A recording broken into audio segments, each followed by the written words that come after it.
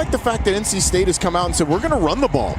Teams have not had a lot of success running the ball against Pitt this year, but we're going to be physical up front, run the football, and establish it early. Their best success has come in the run game, as you said. Person stays in the backfield. Fresh set of downs for Leary. Thayer Thomas in motion. He'll get the ball here on the perimeter in that slot area, and he'll crash over the midfield line to the 48 of Pittsburgh. Another pretty nice gain for NC State on first down. They've been able to really stay ahead of the chains, and that's going to allow them to take some shots down the field. You saw the shot earlier to Emeka Emezi. They're going to have to do that. Pitt plays tight man coverage, especially on early downs. They're going to have to do that at times during this game. Emezi in motion again. Straight ahead, this is Zonovan Knight, better known as Bam to everybody. Sophomore from Bailey, North Carolina, who had 94 yards last week in the loss at Blacksburg. With his first carry, he actually had, that's his 26th carry. And Keyshawn Camp is being tended to here on the Pittsburgh sideline as well. So some early injury type situations staring Pittsburgh's defensive unit. Camp on the table, and Paris Ford, I think, still in the tent here behind Coach Narduzzi. Leary to Knight in the flat, and finally tackled at the Pittsburgh 35-yard line. Tim Beck is giving Randy Bates a handful to think about here in this first possession for NC State. Tim Beck expected man-to-man coverage on that, and he got it. They ran a little mesh concept with two receivers, and that also helped pick the linebacker that was supposed to cover Bam Knight. He's able to slip out into the flat for a nice third down completion. I have really liked the way Tim Beck has come out and called this game so far. There's Thomas again in the orbit pattern, and he'll get it out in the flat. And now going to throw it down the field, and almost intercepted by Marquez Williams. On a ball intended for Emezi. Or Devin Carter. It was Devin Carter, 88, not 86, Emezi.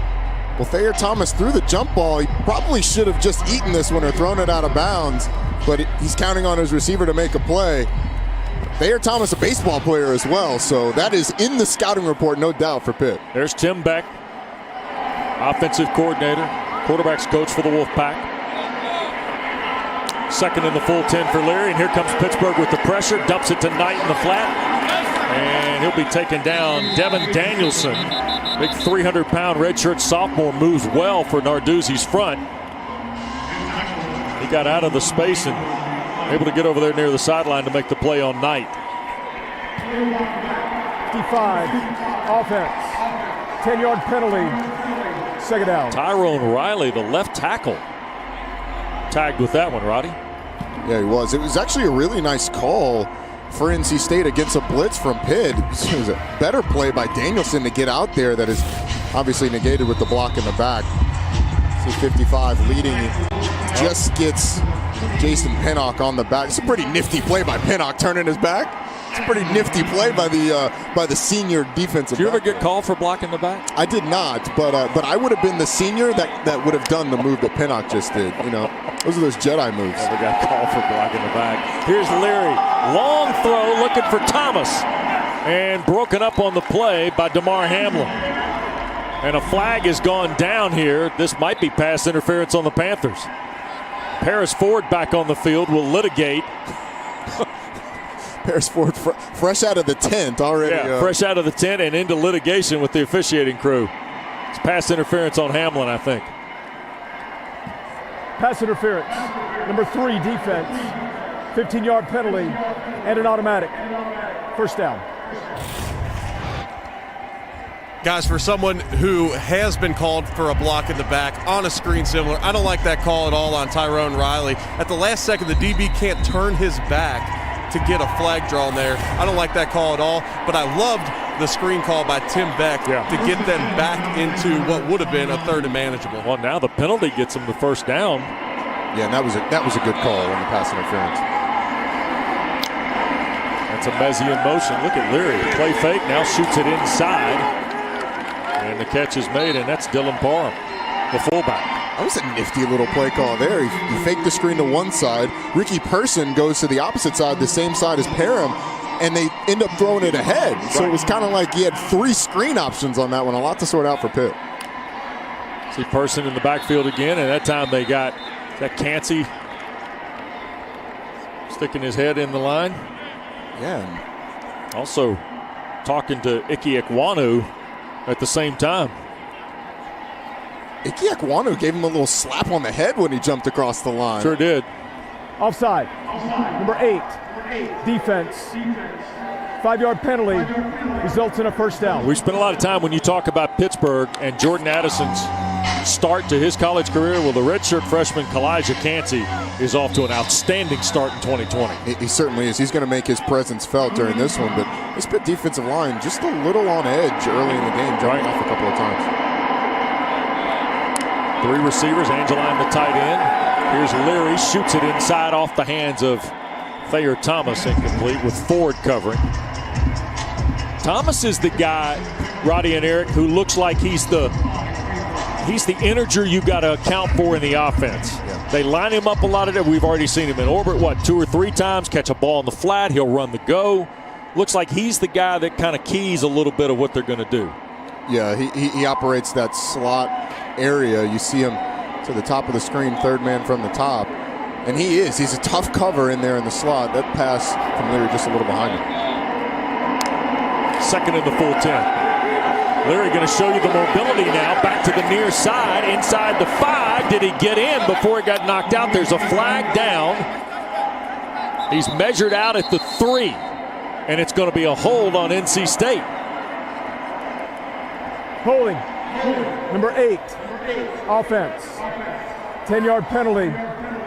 Second down. You spoke about mobility at the top. Yeah, and the mobility is not going to be at the top of the scouting report for Devin Leary, but he is a better than expected runner, as you see Ricky Person leading out front. And I did get called for some of those in my day, Wes. You go down for the cut, you're not quite getting them, you wrap the arm around. Yeah. It's not more of a hold as it is a hug. I'm with E. Wood. I don't like that call, Wes. It was a cut block. He wasn't getting off of that anyway. I don't like that. That's why they teach you to cut and roll, because that takes away the allure of grabbing the leg when you don't get them down. But you're simply just taught to cut, as Ricky Person did right there, so you get in the way and you avoid the holding call. You can't wrap up his leg. That's a mental error for me from number 8, Ricky Person. You got to sweep the leg, E. Wood. A lot of cheat codes being handed out here early in this ball game by you guys. Here is second down. You see the penalty measured from the spot of the infraction, so back to make it 2nd and 6. And here is Person trying to squeeze again along this left side. Pennock was there, Ford was there, as was Phil Campbell, by the way, the 5th-year senior at linebacker, number 24. Campbell, by the way, half dozen tackles, but he and Chase Pine and Cam Bright kind of holding things together in that linebacking group. They certainly do. They are an active bunch that plays well off this defensive line. This has been a great drive for NC State. Sure has. They get anything less than a touchdown, it's going to be disappointing. And they're on 3rd and short. It's now 1st and goal on the plunge by Devin Leary. And it's quite an answer to a 2-snap, 75-yard, blown cover haymaker from Kenny Pickett to Jordan Addison that got us started. Yeah, it certainly is. You put that group on the sideline, you let your defense go talk about what happened so they can get on the same page, maybe talk about how they're going to communicate with tempo. But ultimately, after last week, this team was really stymied by this Virginia Tech defense, so it's a good response. 1st and goal for Leary and the Wolfpack. Shoots it to the end zone and beyond the reach of Thayer Thomas, and another flag has come out. And we've got an official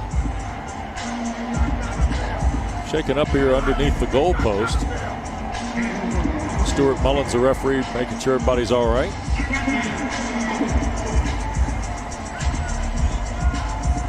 And there is no flag, I guess.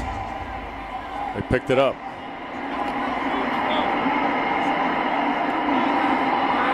Second down.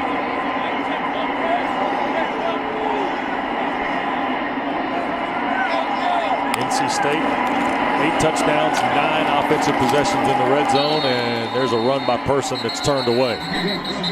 You see Campbell, the linebacker, at the front of the tackle.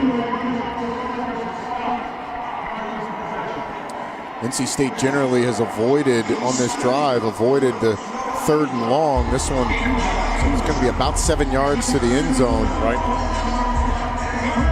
But honestly, if you're able to get down to the 2 or 3 yard line, I think you think about going for it if you're NC State. They're going to go empty.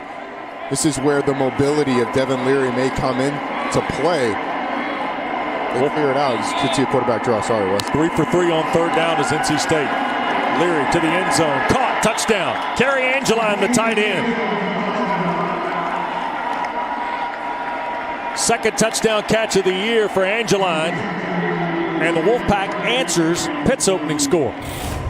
Tim Beck talked to us about mismatches. This time you get Paris Ford on Kerry Angeline down near the end zone. And Angeline just able to beat Ford off the line of scrimmage. Runs a little seam route, and it's an easy pitch and catch. Really fantastic drive. Fantastic response from this NC State offense. So on 3rd and goal off the 8, NC State hits 4 third down tries in the possession. And the point after by Christopher Dunn ties the game at 7. So Devin Leary ties the ball game at Pittsburgh. Y'all got the night all night. I got new jeans and some new fleece, new school year, whatever that means. From the sporty chic to the STEM star, go show off your fit, let's raise the bar. Whatever this year looks like, get fresh looks at Old Navy and OldNavy.com. In some ways, things are kind of the same. In other ways, well, the good news is your team figured it out. They used Asana to manage their projects. Now you can use it to track your company goals, so everyone knows where they're going and how to get there. Even if we're not going anywhere for a while, this is going to work. This is football. And in football, you are never alone. FIFA 21, win as one. PlayStation.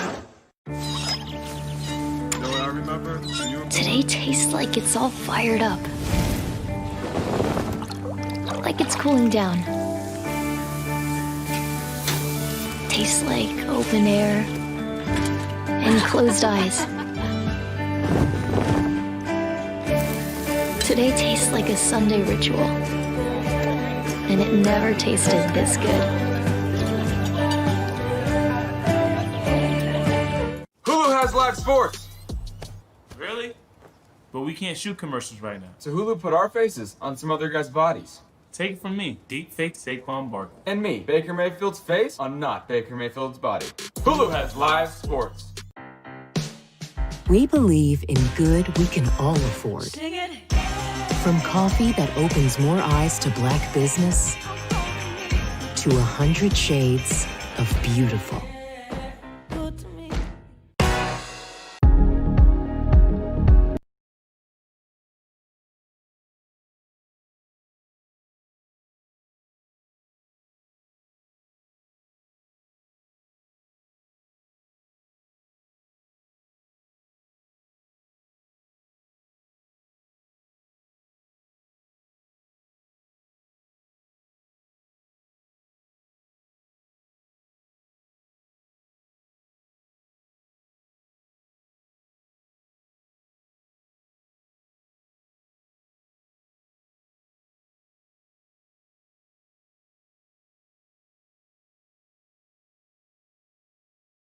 Hill, Addison, there'll be no return, and Kenny Pickett and the Panthers back out on the field. So 16 plays by the Wolfpack, and you know what, Roddy? We said at the start, Dave Dorn's team would have to answer a little bit of the adversity they didn't handle very well last week. Handled it pretty well today. He certainly did, and the offensive line is the one that really got that going in the run game.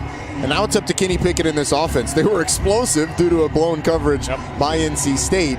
Now they've got to go back and have a response of their own. Each team's got a change in their offensive line, by the way. Gabe Hoy still out for the Panthers. Carson Van Lin draws the start at the right tackle spot for Pittsburgh. Again, the Panthers from their 25, and Vincent Davis is the running back with Pickett. He'll get the call on first down. Tries to slide to the right. Gets a couple of yards to the 27. I bring up the offensive line part, Justin Witt is not with this team at NC State on the trip up here. Bryson Spees, who started a half dozen ball games last year, has drawn the go at right tackle today for the Wolfpack. Here's Pickett up in the pocket, and he'll keep it and slide down shy of the first down. They'll measure him to the 34, so it'll be 3rd and a yard for Pittsburgh. Pittsburgh went with tempo again. NC State doing a much better job of communicating and getting lined up. And for Pitt, you've got Jordan Addison in the slot to the top, Taysier Mack to the bottom. Here's Davis again, and he will just get the first down to the 35. The hit made by Peyton Wilson. They're glad to see number 11 in the red hat back on the field for NC State today. NC State struggled last week so mightily on defense, giving up 314 yards of rushing to NC State. A lot of that is because Peyton Wilson and Tanner Ingle were out. Here's Mack on cue from Roddy, and it is incomplete. By the way, Kenny Pickett coming in was completing 66% of his throws, but had been victimized by about a dozen drops. Yeah, and Pat Narduzzi, though, said that he wasn't particularly worried about it. As long as they win, not particularly worried about it. But that is something that has bitten this Pittsburgh team for a couple years now. Here's Pickett, a little RPO, and he keeps it. And he will crash to the 44. And another 3rd and short coming up for Pittsburgh. You know, so much of the modern quarterback is mobility. I mean, think about the guys that have been at the top of the draft the last few years. Even Joe Burrow last year, not known as a runner, but great mobility. Kenny Pickett certainly has that and fits that mold. Yep. 3rd and short. Davis this time to the left side. NC State stacks it up beautifully. The Wolfpack, Terrell Dawkins wearing the 0 in that defensive line. He got in there. Isaiah Moore was in the mix. Pat Narduzzi's thinking about it, but watch Aleem McNeil there in the middle against Jimmy Morris. He penetrates into the backfield. You see Terrell Dawkins there as well. That was basically all Aleem McNeil. It's a good matchup today. Here is Kirk Christodoulou, the Aussie, to punt it away to Thayer Thomas, who had 1 return last week in Blacksburg for 21 yards. Christodoulou, by the way, is 7th in the ACC in average at just better than 43 yards, and timeout is taken by Pittsburgh. Pitt. So Andre Powell, who handles the special teams for Pittsburgh, he and Coach Narduzzi talked it over. We go to break. 7-all ball game at Heinz Field. In some ways, things are kind of the same. In other ways, well, any questions? The good news is we've learned we can do this. Turns out when we're hitting our goals, nobody cares if we're wearing pants. We just need the right tools so our team stays a team. So no matter what comes next, we can work better, do better. This is going to work. A migraine hope from Aimovig to show up for the sweet, the hectic, the tender, the tense, and the fiery. But for many, migraine keeps them from saying, I am here. We aim to change that with Aimovig, a preventive treatment for migraine in adults. 1 dose once a month is proven to reduce monthly migraine days, for some by half or more. Don't take Aimovig if you're allergic to it. Allergic reactions like rash or swelling can happen hours to days after use. Severe constipation can happen, sometimes with serious complications. High blood pressure can happen or worsen with Aimovig. Common side effects include injection site reactions and constipation. It doesn't matter what each day brings, so long as you can say, I am here. Aim to be there more. Talk to your doctor about Aimovig. We all have our own journey ahead of us, our own hopes and dreams. We'll pass many milestones, moments that define you and drive you to achieve even more. So celebrate every one, because success isn't just about where you want to get to. It's also about how you get there.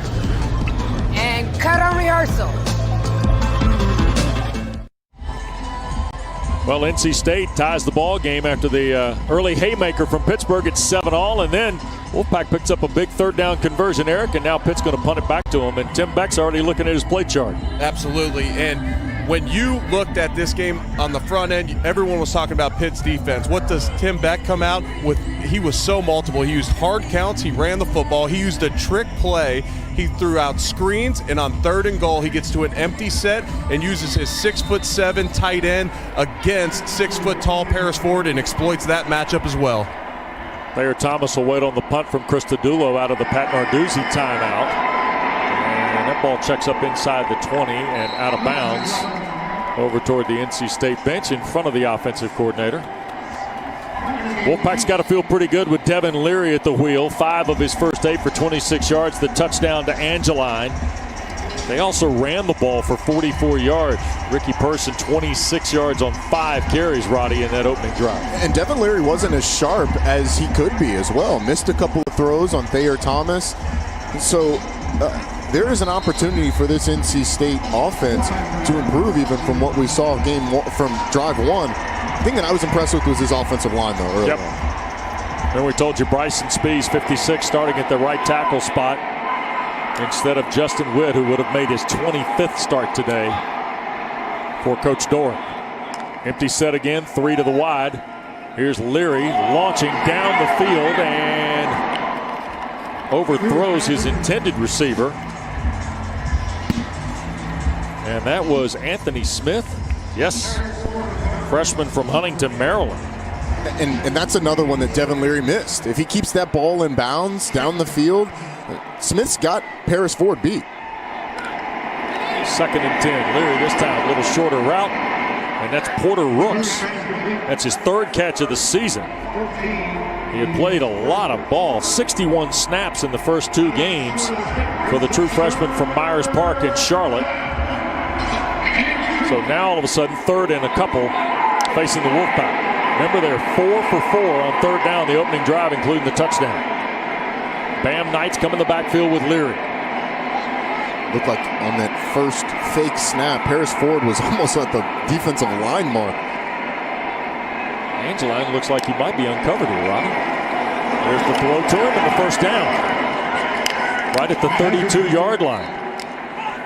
Panthers pushed a linebacker that way? That was a great point by you, Wes. They had a linebacker to the inside of Angeline and expected Paris Ford to be able to get over there from the middle of the field to be able to try and play it, but Angeline just sits in that little soft spot in the zone and is able to complete it. The epitome of take what they'll give you, huh? Absolutely, especially on 3rd and short.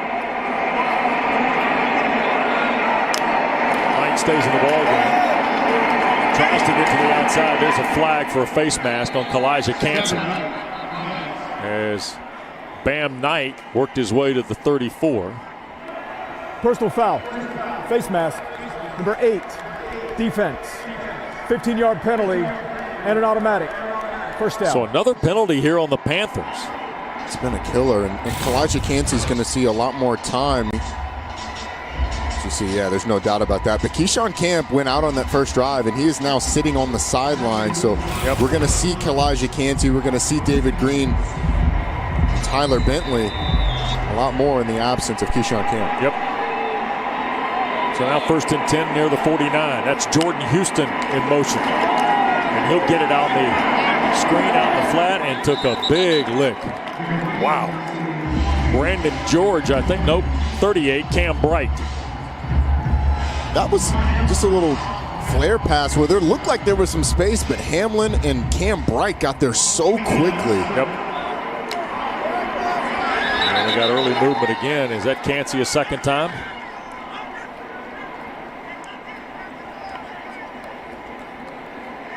Five penalties on Pittsburgh. 3 of them have been first downs. Number 8, defense. Entering the neutral zone and causing an offensive reaction. 5-yard penalty. Still 2nd down. And Wes, as soon as that happened, Devin Danielson started trotting on the field saying, "Come on, young fella. Come on off. You need to take a break." Got a little talking to from Pat Narduzzi as well. Yep. So 2nd and short after the penalty. And Houston gets to the 40 of Pittsburgh. Looked like Tyrone Riley's hat popped off. So Houston enough for the first down. So Big Riley will have to come out of the ball game for a snap. There's now been 3 encroachment penalties by Pittsburgh in this game. Great use of the hard count by Devin Leary. The next step, though, is to get the center to snap it when they get in the neutral zone so you get a free play down the field. Like you would. Sounds like a guy that played 9 years in the league. Timothy McKay, by the way, the younger brother of the former Wolfpack quarterback Matthew McKay, is coming in to spell Riley at that left tackle spot here for 1st and 10.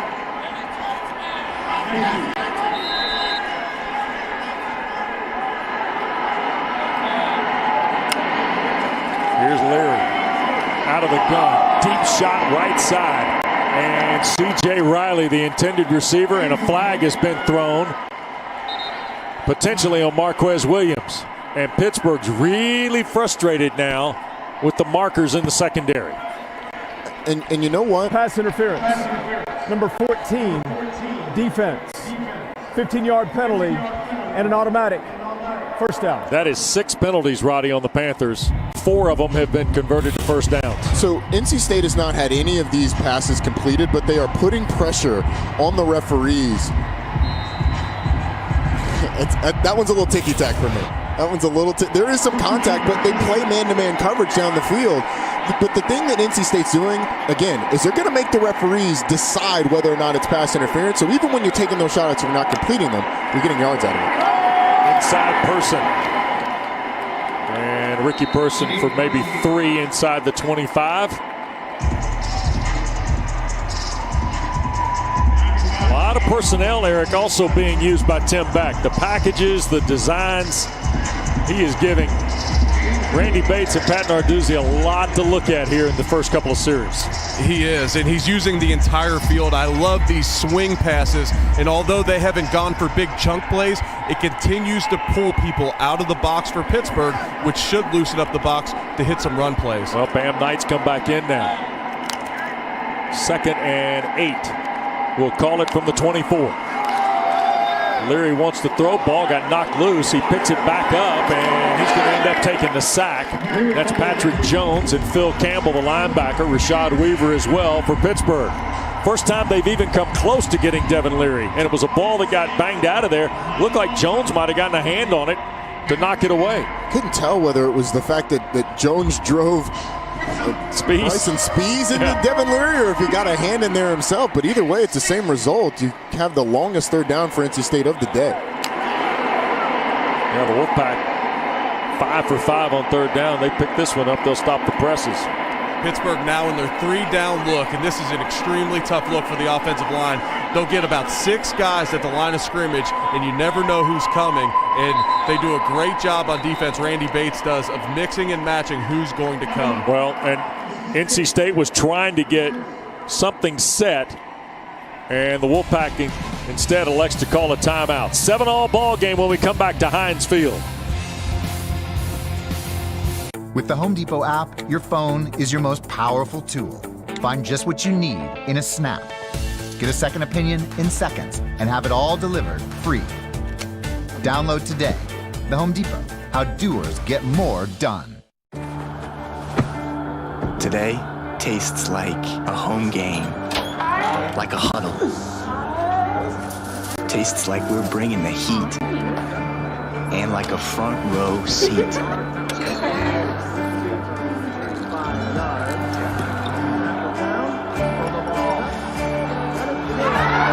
Today tastes like we're a team, and it never tasted this good.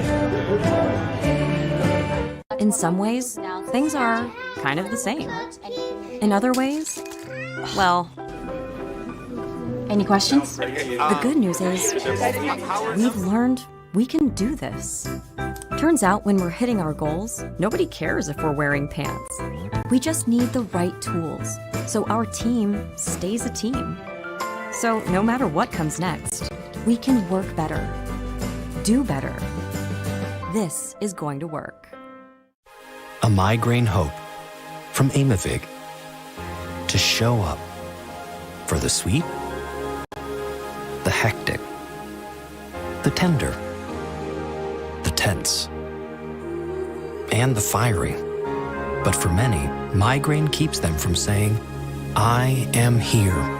We aim to change that with Aimovig, a preventive treatment for migraine in adults. 1 dose once a month is proven to reduce monthly migraine days, for some by half or more.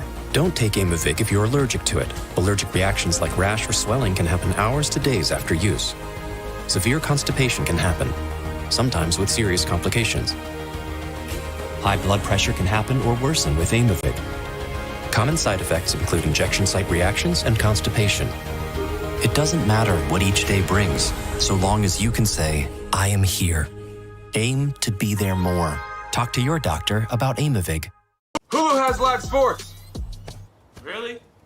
But we can't shoot commercials right now. So Hulu put our faces on some other guys' bodies. Take it from me, deep fake Saquon Barkley. And me, Baker Mayfield's face on not Baker Mayfield's body. Hulu has live sports. Defensive lines that would eat your lunch. Weekdays at 7 a.m. Eastern on ACCN and the ESPN app. Packer and Durham bring you the latest news and information from the ACC with special guests from the world of sports. So pull up a chair as I do every week with Wes Durham and check out you some. What about Mark Packer? Well, I don't pull up a chair with Mark. What about the dogs? Yeah, Chester, Fuller, Clifford. You know, get it all in while we can. The animals. Yep. Third down, and they do run the ball with Knight. And Bam Knight, middle of the field to about the 22-yard line. Okay, Eric, we talked about this during the commercial. NC State, and by the way, Cam Bright down on the play for Pittsburgh, who's had 3 defensive players shaken up here in the first 2 NC State possessions. But you were just talking about this play call by Tim Beck and Dave Doran. There isn't going to be a ton of points scored in this game when you look at these two defenses. So by dropping back the pass on 3rd and 16, you risk a sack and getting out of field goal range. Christopher Dunn, who had a 53-yarder a week ago, this is great range for him.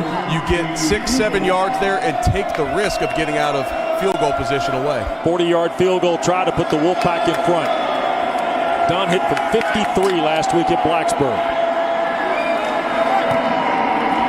And this is perfect, and NC State leads Pittsburgh 10-7. A 9-play, 60-yard drive in about 4 minutes now, Rowdy. A couple of really good drives from NC State. I've been really impressed with the way Dave Doran's team has looked more like the team that we saw in week 1 against Wake Forest, where they really took it to them. I mean, they were the aggressor, it seemed like, in that first game, and they have been in this game as well. Tim Beck has been on top of the play calling. It's really had this Pittsburgh defense stumbling.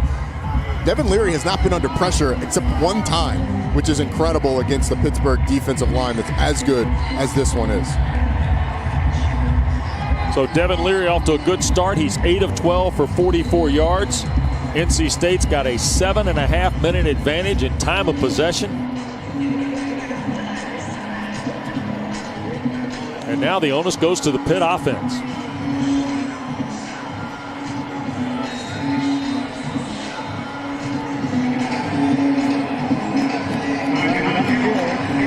Trenton Gill to kick it away. Jordan Addison is deep. And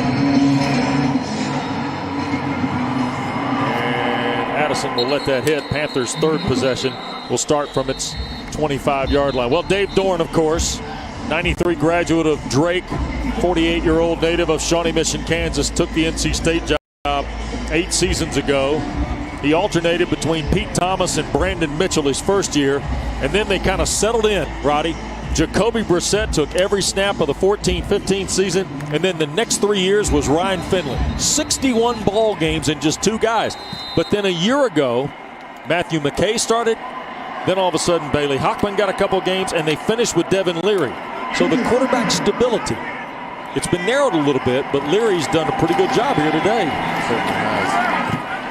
And honestly, Wes, Dave Doran felt like Leary was going to be his guy from the beginning, but because of these unprecedented times, you have your quarterback having to quarantine and miss a significant chunk of camp, which just made him rusty.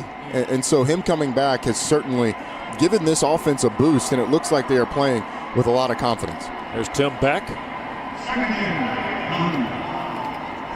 And Eric's noted he's done a marvelous job kind of setting the field for Leary to be effective. Now the game pivots back to the Pitt offense. Abanikanda, second straight carry, and he got chopped down. Boy, the Wolfpack rallying to the football that time. Malik Dunlap, who started 5 of the last 6 a season ago, he's on the field. Tanner Engel is out there again today. He's a welcome return to the lineup, as is Peyton Wilson, his running mate, number 11. Yeah, you could tell how frustrated Dave Doran was with having those 2 guys out last week and the way that they performed without him. Pittsburgh in trouble now, 3rd and long. Pickett cuts it loose and overthrows the intended receiver, Jordan Addison, over in front of the Wolfpack bench. So 3 and out goes Pittsburgh on offense here. It's a really nice job by that NC State defense. It was basically an all-out blitz, man-to-man coverage behind it. And while Pitt picked it up fairly well, not able to complete it, is you get a shot of Tony Gibson, the defensive coordinator for NC State, who, just like Tim Beck, has seemed like he's been a step ahead with the exception of the one big play to Addison. Yep. Thomas will wait on the Christodoulou punt here. Final play of the first period. And Thayer Thomas will call for the fair catch right around the NC State 31-yard line. 15 minutes gone here at Heinz Field. A big play on the second snap from Pittsburgh, but NC State has scored the last 10 in a row to take the lead after 1.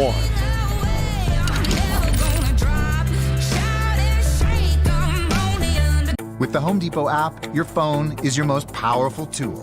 Find just what you need in a snap. Get a second opinion in seconds and have it all delivered free. Download today. The Home Depot, how doers get more done. We've learned to savor the moments that were always there. And they never tasted this good. In some ways, things are kind of the same. In other ways, well, the good news is your team figured it out. They used Asana to manage their projects. Now you can use it to track your company goals, so everyone knows where they're going and how to get there. Even if we're not going anywhere for a while, this is going to work.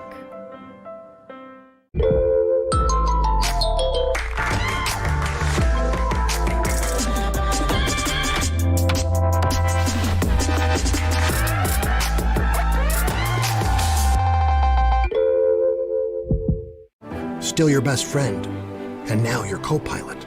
Still an electric car, just more electrifying. Chevrolet, making life's journey just better. We live in uncertain times. However, there is one thing you can be certain of. The men and women of the United States Postal Service. We are here to deliver your cards, packages, and prescriptions. And also deliver the peace of mind knowing that what's important to you, like your ballot, is on its way. Every day, all across America, we deliver for you. And we always will. We believe in good we can all afford. From coffee that opens more eyes to black business, to 100 shades of beautiful.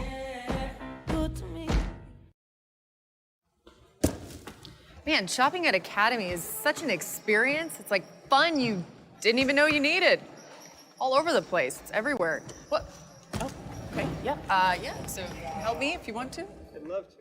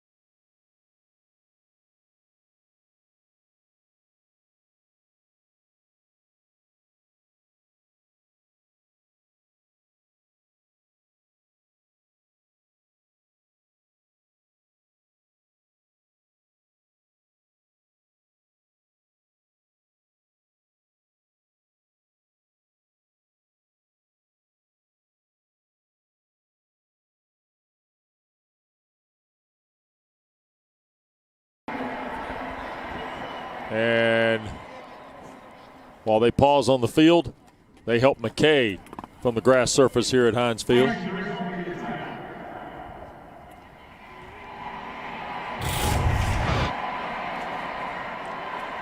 Ooh.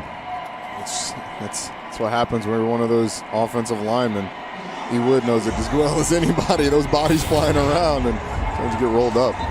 Yeah, I broke both my legs, did an ACL, 6 lower body surgeries, and 9 years in the NFL. Hey.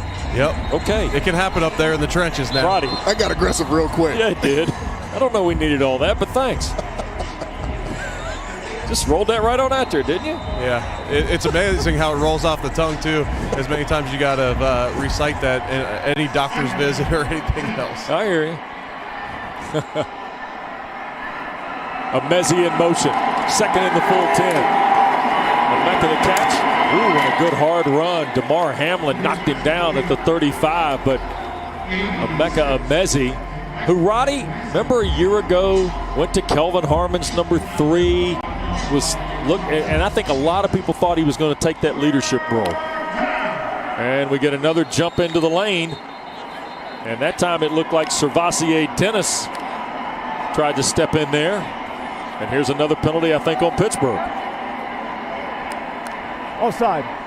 Number 32 defense entering the neutral zone, causing a reaction from an offensive player. 5-yard penalty. Still third down. Pat Narduzzi has to be just absolutely livid about those penalties. Pre-snap. And it's not like NC State just started doing it on this drive. It's a frustrating way to go from 3rd and long to 3rd and very manageable. Yep, 3rd and very short here, just a yard. Pittsburgh trying to jump the pile. They hand a person on the stretch around the edge. He'll beat Hamlin to the corner and up the side. Near midfield goes Ricky Person. Like NC State just started doing it on this drive. Watch the block on the edge.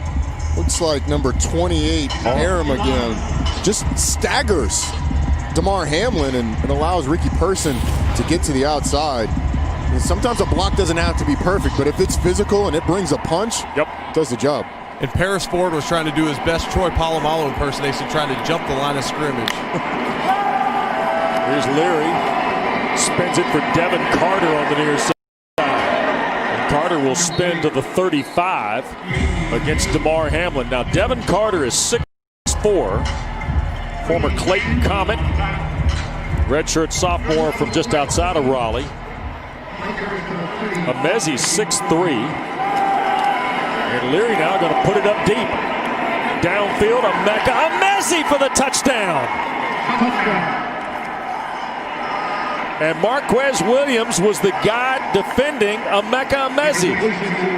He's asking for a pass interference call. I didn't see it live. I did not see anything that warranted an offensive pass interference live, but Marquez Williams is furious about it. He's asking for a replay.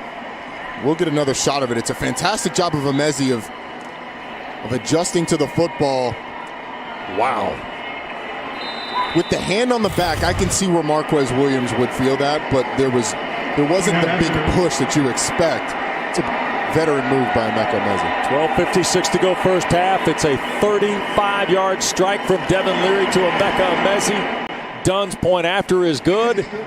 And now it is a 10-point NC State lead. 17 straight for Dave Doran and the Wolfpack here. Big-time throw by Devin Leary. Emezi in the end zone. His first touchdown of the year. We continue from Pittsburgh in a moment on ACC Network.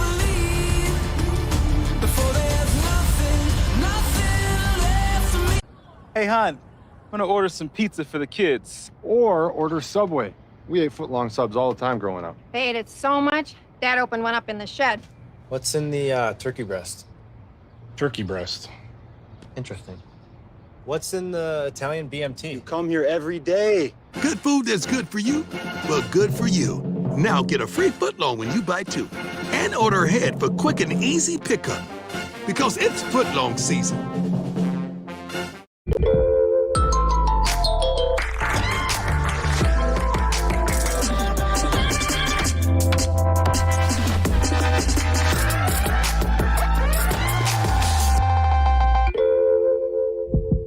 In some ways, things are kind of the same. In other ways, well, the good news is your team figured it out. They used Asana to manage their projects.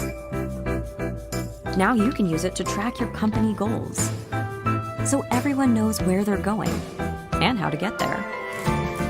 Even if we're not going anywhere for a while, this is going to work. We believe in good we can all afford. From coffee that opens more eyes to black business to 100 shades of beautiful.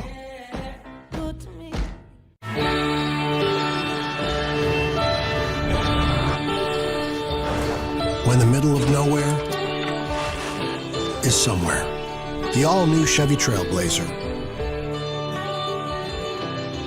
Torn on who to choose for your Madden team? The spokes player got you. Introducing Jerry Judy, running routes like the Sunday morning paperboy. His footwork so smooth, he even got his own peanut butter. And it's all natural. Ooh, that boy is gripping.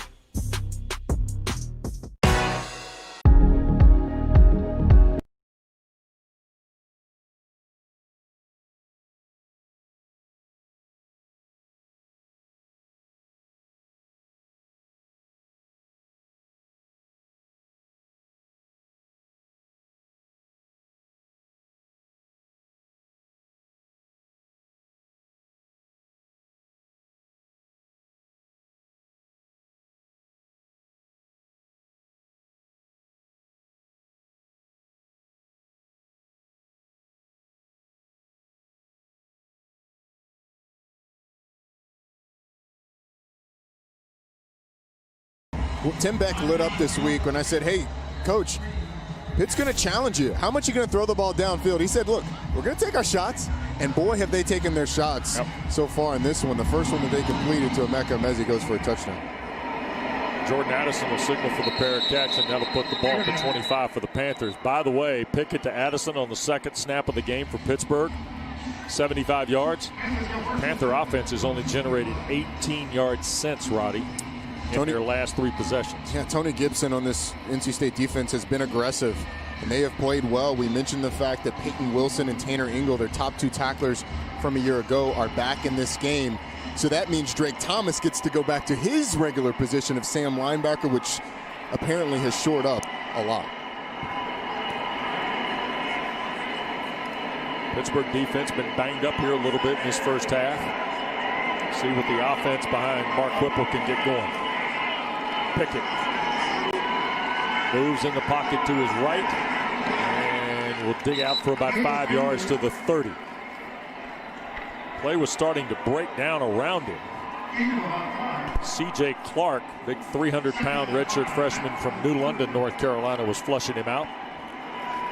Second down 5 for the Panthers.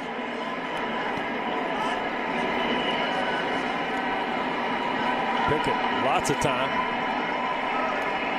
Now Bales here to the near side. He'll turn the corner and come close to the first down at the 35. He measured a yard short. Chased out by Isaiah Moore, the linebacker. Kenny Pickett's got to be tired. He's run about 70 yards the past 2 plays combined, but those are 2 really smart plays from Kenny Pickett. They only rushed 3 on both of them. Everything covered up. Scrambles to create a 3rd and short. His instinctive plays have gotten better as his career has gone on, too. Yeah, I think the comfort that he plays with. He's got command of this offense in his 2nd year under Mark Whipple and is not afraid to use that athleticism. Yep.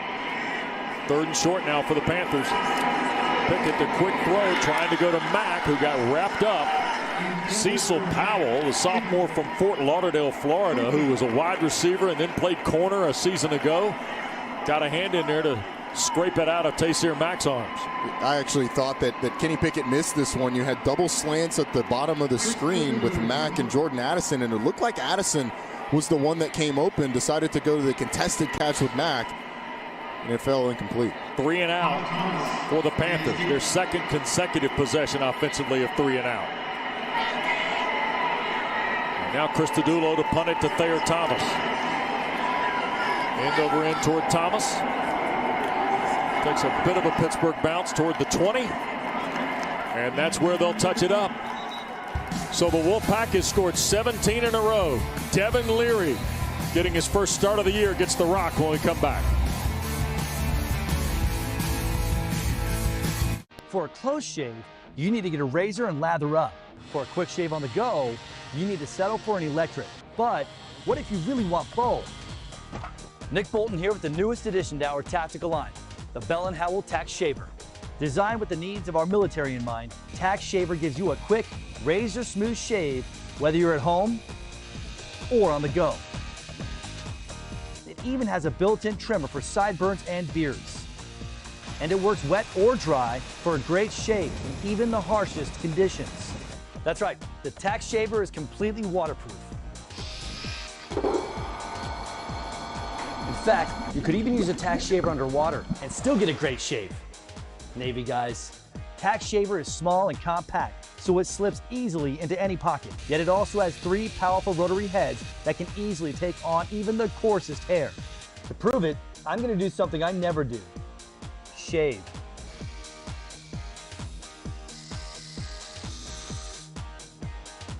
As you can see, it easily handled even my stubborn stubble. Now that's what I call military tough. So let's review.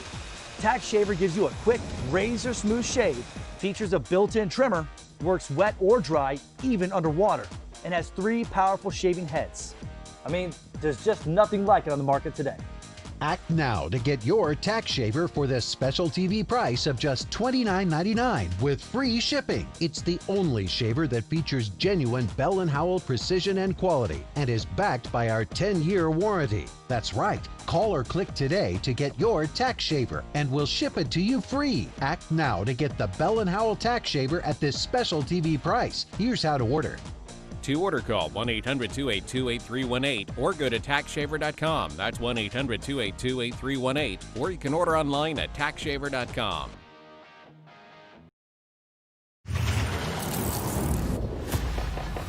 One of the big stories early in this game has been NC State taking shots down the field. They have not always completed them, forced a number of pass interference calls, but they kept at it. After getting those 3 yards, you go to it enough times, and Emeka Emezi with the nice adjustment on the backside, being able to complete it. Maybe a borderline OPI there, but not called, and Dave Doran's group has been aggressive on both sides of the football. Yep. 17 in a row for the Wolfpack, who's built a 10-point lead. We're early in period 2 at Heinz Field in Pittsburgh. First of 3 for you. All of them conference offerings today here on ACC Network. Leary, stop and go, looking downfield. C.J. Riley cannot haul it in against Marquez Williams. That ball was thrown about as well as you can throw that ball, and Marquez Williams played that as well as you can play it. Waited till the last minute. This is a guy who's had a pass interference called against him, was asking for an offensive pass interference on the other side, but that's what you got to have when you're a man-to-man corner. Short memory, nice play by Williams. Yep. And C.J. Riley is a handful at 6'4" out of Coconut Creek, Florida. In the flat, Porter Rooks, second catch of the ball game in front of DeMar Hamlin, stumbling down at the 27. It'll be third and a full 4 here for the Wolfpack. Back-to-back second and long calls on back-to-back drives. Tim Beck dials up an out pattern to the safety guy who he's got man, and he's playing 10 yards off of him and gets to a third and manageable. We're going to have a penalty here. At some point, Gibson's got to start snapping these because offside. Number 6. Defense. That is on John Morgan, by the way, defensive end, who also results in a first down. Ended up twisting an ankle or something on the play. You try and do too many calisthenics trying to get out of the way, too many Pilates trying to get out of the way, and you can pull something. Eric Wood would like a word with Grant Gibson. The Wolfpack center. Here's Leary throwing for the first. Cut back up the field. Keon Lassane, sophomore from Lumberton, North Carolina, pulls it in for the first down at the 45. And this is what NC State expected the offense to look like coming into this season. But Devin Leary, having to isolate himself for so long, didn't allow it. He has looked incredibly sharp so far in this Sure game. has. Now Leary going to load and throw again, and another flag has been thrown on a ball intended for the 5'11" Lassane. I think this one you are going to get against NC State. Nope. Well, it's against Pitt. And Marquez Williams is flustered. Pass interference. Number 14, defense. 15-yard penalty and an automatic. First down. For Pat Narduzzi, with 10.5 minutes to go in the first half, the pass interference penalties and the penalties as a whole have become now a problem for Pittsburgh. I think it was that first shove. I actually thought it was Lassane that had that first shove, which is why I said that, but it was Marquez Williams, and it's been a frustrating start so far, but I just keep at it. Yep. In Pitt territory after the penalty. Leary with time shoots it down the field and through the hands of the intended receiver, Anthony Smith. The freshman from Maryland had it dead to rights. And the throw was almost too good. I mean, that was right between the 8 and the 7. Right in his hands. He didn't have to stretch out for it or anything. Sometimes passes are thrown too well and you have too long to think about it, and that was the case there with Smith. Second time they tried to go to Smith. Second time he was basically wide open, too.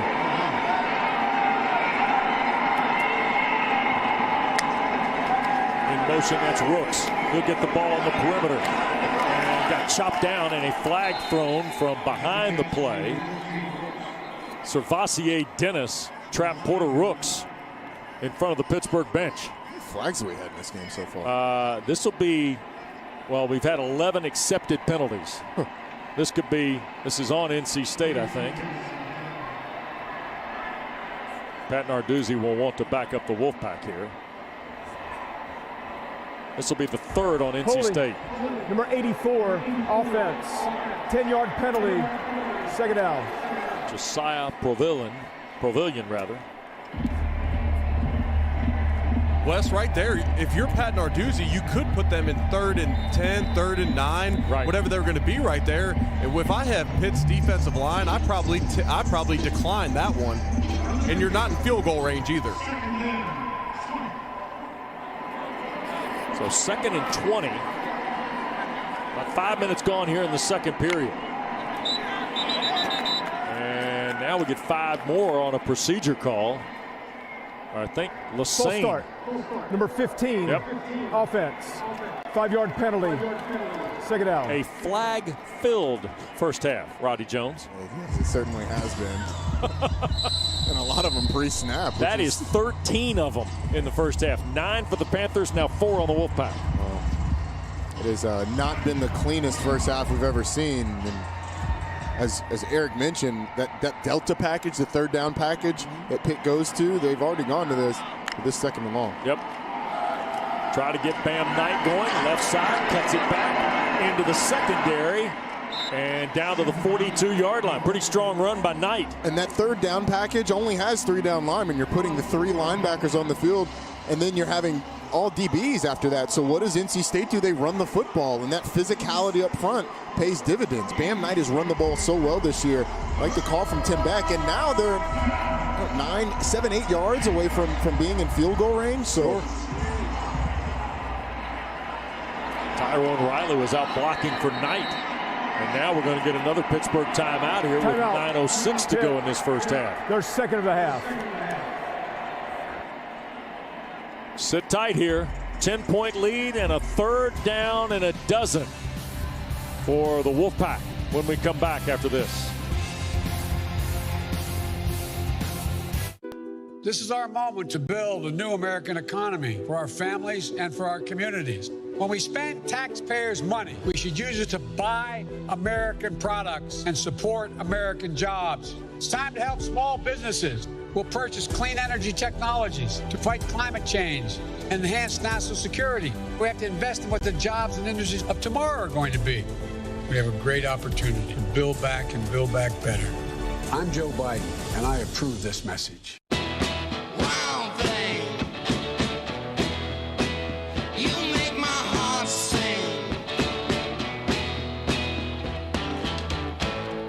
Wild thing. You know what I think? I think you owe us $48.50. Wild thing. If you ride, you get it. Geico Motorcycle. 15 minutes could save you 15% or more. What if I could buy online at Discount Tire and get the same advice I get from the experts in the store? You can. Our Treadwell Tire Guide finds the perfect tire for you based on your driving habits. So simple. It's genius. Find out more at discounttire.com.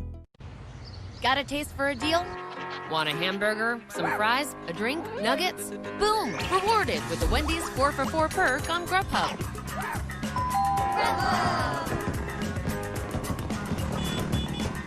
If you've got a military, first responder, or law enforcement background, GovX.com is for you. Members save on epic brands and the gear they need for on and off-duty lives. Signing up is fast, easy, and totally free. If you qualify, visit GovX.com. Packer and Durham, good morning. How are you? I'm doing fantastic, guys. How are you guys doing? There are so many things that we want to address with you. Minute by minute, hour by hour. Defensive lines that would eat your lunch.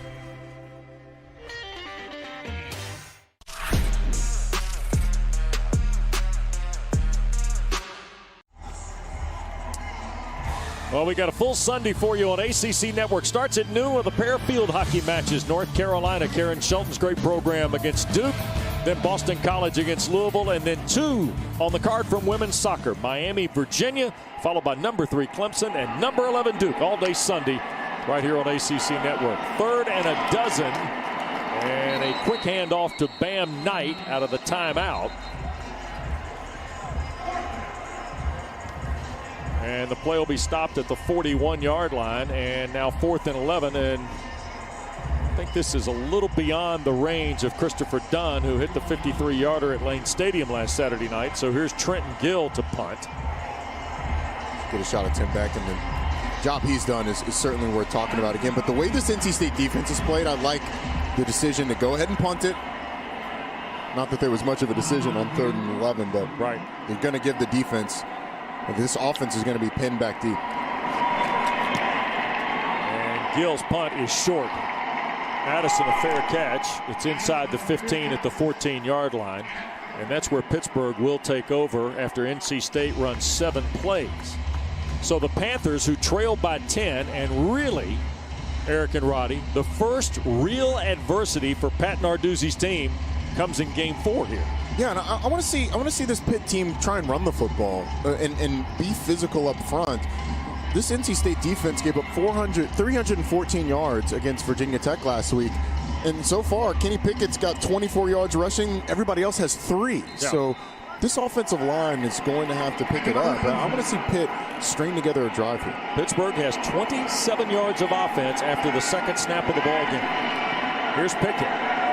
Down the field and looking for Shockey. Jacques Louis, who's across midfield. He'll be tackled at the 41 of NC State. A big throw from Kenny Pickett. The tackle made by Shaheem Battle of the Wolfpack.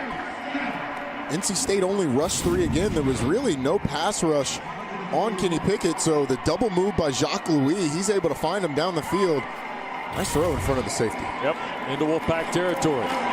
Biggest play since the touchdown, and Israel Abanikanda gets the handoff on first down.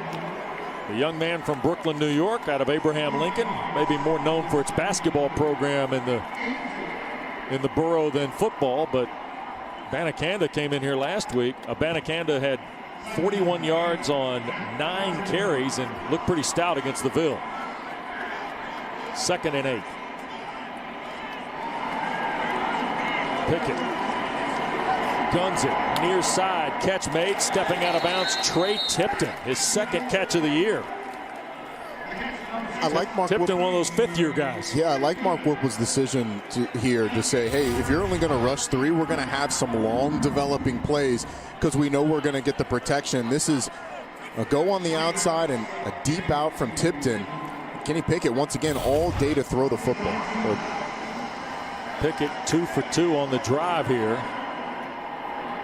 And now 1st and 10 inside the Wolfpack 20. Abanikanda, no gain, got knocked back there. Eric, you see anything here that stymied Pitt's running game? Because it's one of the focal points for the Panthers was to run the ball better. They've only got 29 yards on, let's see, looks like 12 tries here today. Here's Pickett Second and a little more than 10. Back inside. This is Jordan Addison trying to find some room. And he'll run right back to the original line at the 19. To your point, Wes, I think Aleem McNeil, the nose guard, has done a great job of holding the point in the middle at that nose position. NC State runs a 3-3-5. It's extremely important for the nose guard not to get pushed back because there's only 3 linebackers, only 6 big guys in the box on each play, even on running downs, and I thought he's done a great job so far. Big Aleem McNeil out of Sanderson High School in Raleigh, wearing that number 29. And when he gets all bunched up on his back, it could be anything. Aleem McNeil is a man that needs to be wearing the number 0, in my opinion. Well, he'll have to negotiate that with or at least a single digit. I mean, you know how I feel about the single digits. I know. The bigger guys should get the single digits. They should all go to the bigger guys. You're talking about a great athlete. He played Mike linebacker in high school. Maybe he was a 20-something number in high school playing linebacker, and he still gets it at the nose position in college football. Think of how good he'd look in number 2. Yeah. Well, he's wearing 2-9 now, but you can't read the 2 because it gets all tucked up under the jerseys and pads and everything. And when we talked to Mark Whipple, he called out Aleem McNeil by number. He said 29 has the potential to be a problem in this game. By the way, late night tonight, guys. Following Clemson, Virginia, it's the huddle after dark. Or at least that's what I call it. Jordan Cornette, Eric McLean, E.J. Manuel, Mark Richt. Complete breakdowns of all 5 ACC games comes your way tonight. The huddle late night. How about EMAC last night? Goes up there to Truist Field and watches the Deeks put 66 on Mike Minter and the Campbell Camels. Well done, Eric. Got to hop back in less than 12 hours later and now you know what it's like. Put in a full day's work on. Now you know what it's like, big fella. Boy, EMAC. Getting a 2 a day in. Cornette will hold it all together for you, and those guys will be coming up at halftime as well. 3rd down. Here's Pickett. Launching, took a big shot, and he got picked.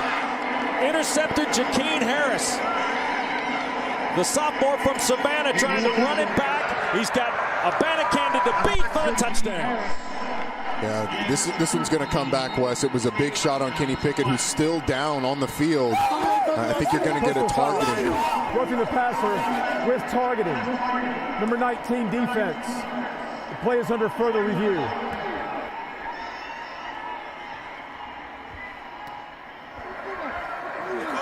It was Joshua Pierre-Louis who had the wide open shot on Kenny Pickett. I think he just went a little high there. You saw that right away. Stepped right in front, did Harris. It will negate the interception. Yeah, and that's about as clear cut as it gets off of one view. Lowers the head. He launches at the head of Kenny Pickett. Ooh. That is a defenseless player. This one's a no doubter. Yep. And Pierre-Louis is a freshman. So the coaching point there is you're in great position. You're going to put a great hit on the quarterback. Aim for the number and go with the shoulder right in the number of the quarterback. Then it's a legal hit, and he still feels it, by the way. I think what drew him a little bit higher is Kenny Pickett started his throwing motion. So as he's trying to hit him, he's also trying to almost bat the ball at the last second. And that makes him go high and gets him right under the chin. And hopefully Kenny Pickett's okay. You hate to see these types of plays happen, and Kenny Pickett just means so much to this Pittsburgh team. A 4-year starter and just a great ambassador for this university. And it looked like Abanikanda. After further review, the ruling of targeting is confirmed. Number 19 is disqualified. 15-yard penalty and an automatic. First down. All right, couple of notes here. Pierre-Louis was filling in for Tyler Baker-Williams, who, along with Justin Witt, did not make the trip for NC State.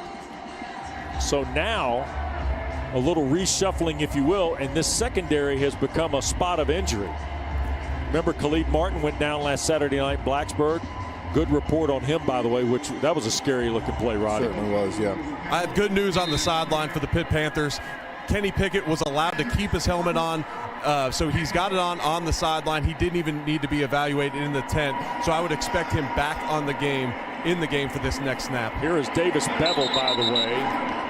And I think we got some movement. Number 53 offense. And it's Jake Cradle, the right guard First of down. Pittsburgh.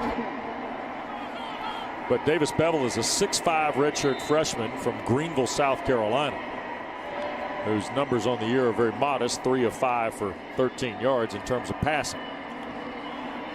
And we'll keep an eye on Kenny Pickett here after the snap here for Bevel. Bevel is going to throw and slightly behind Addison, second down.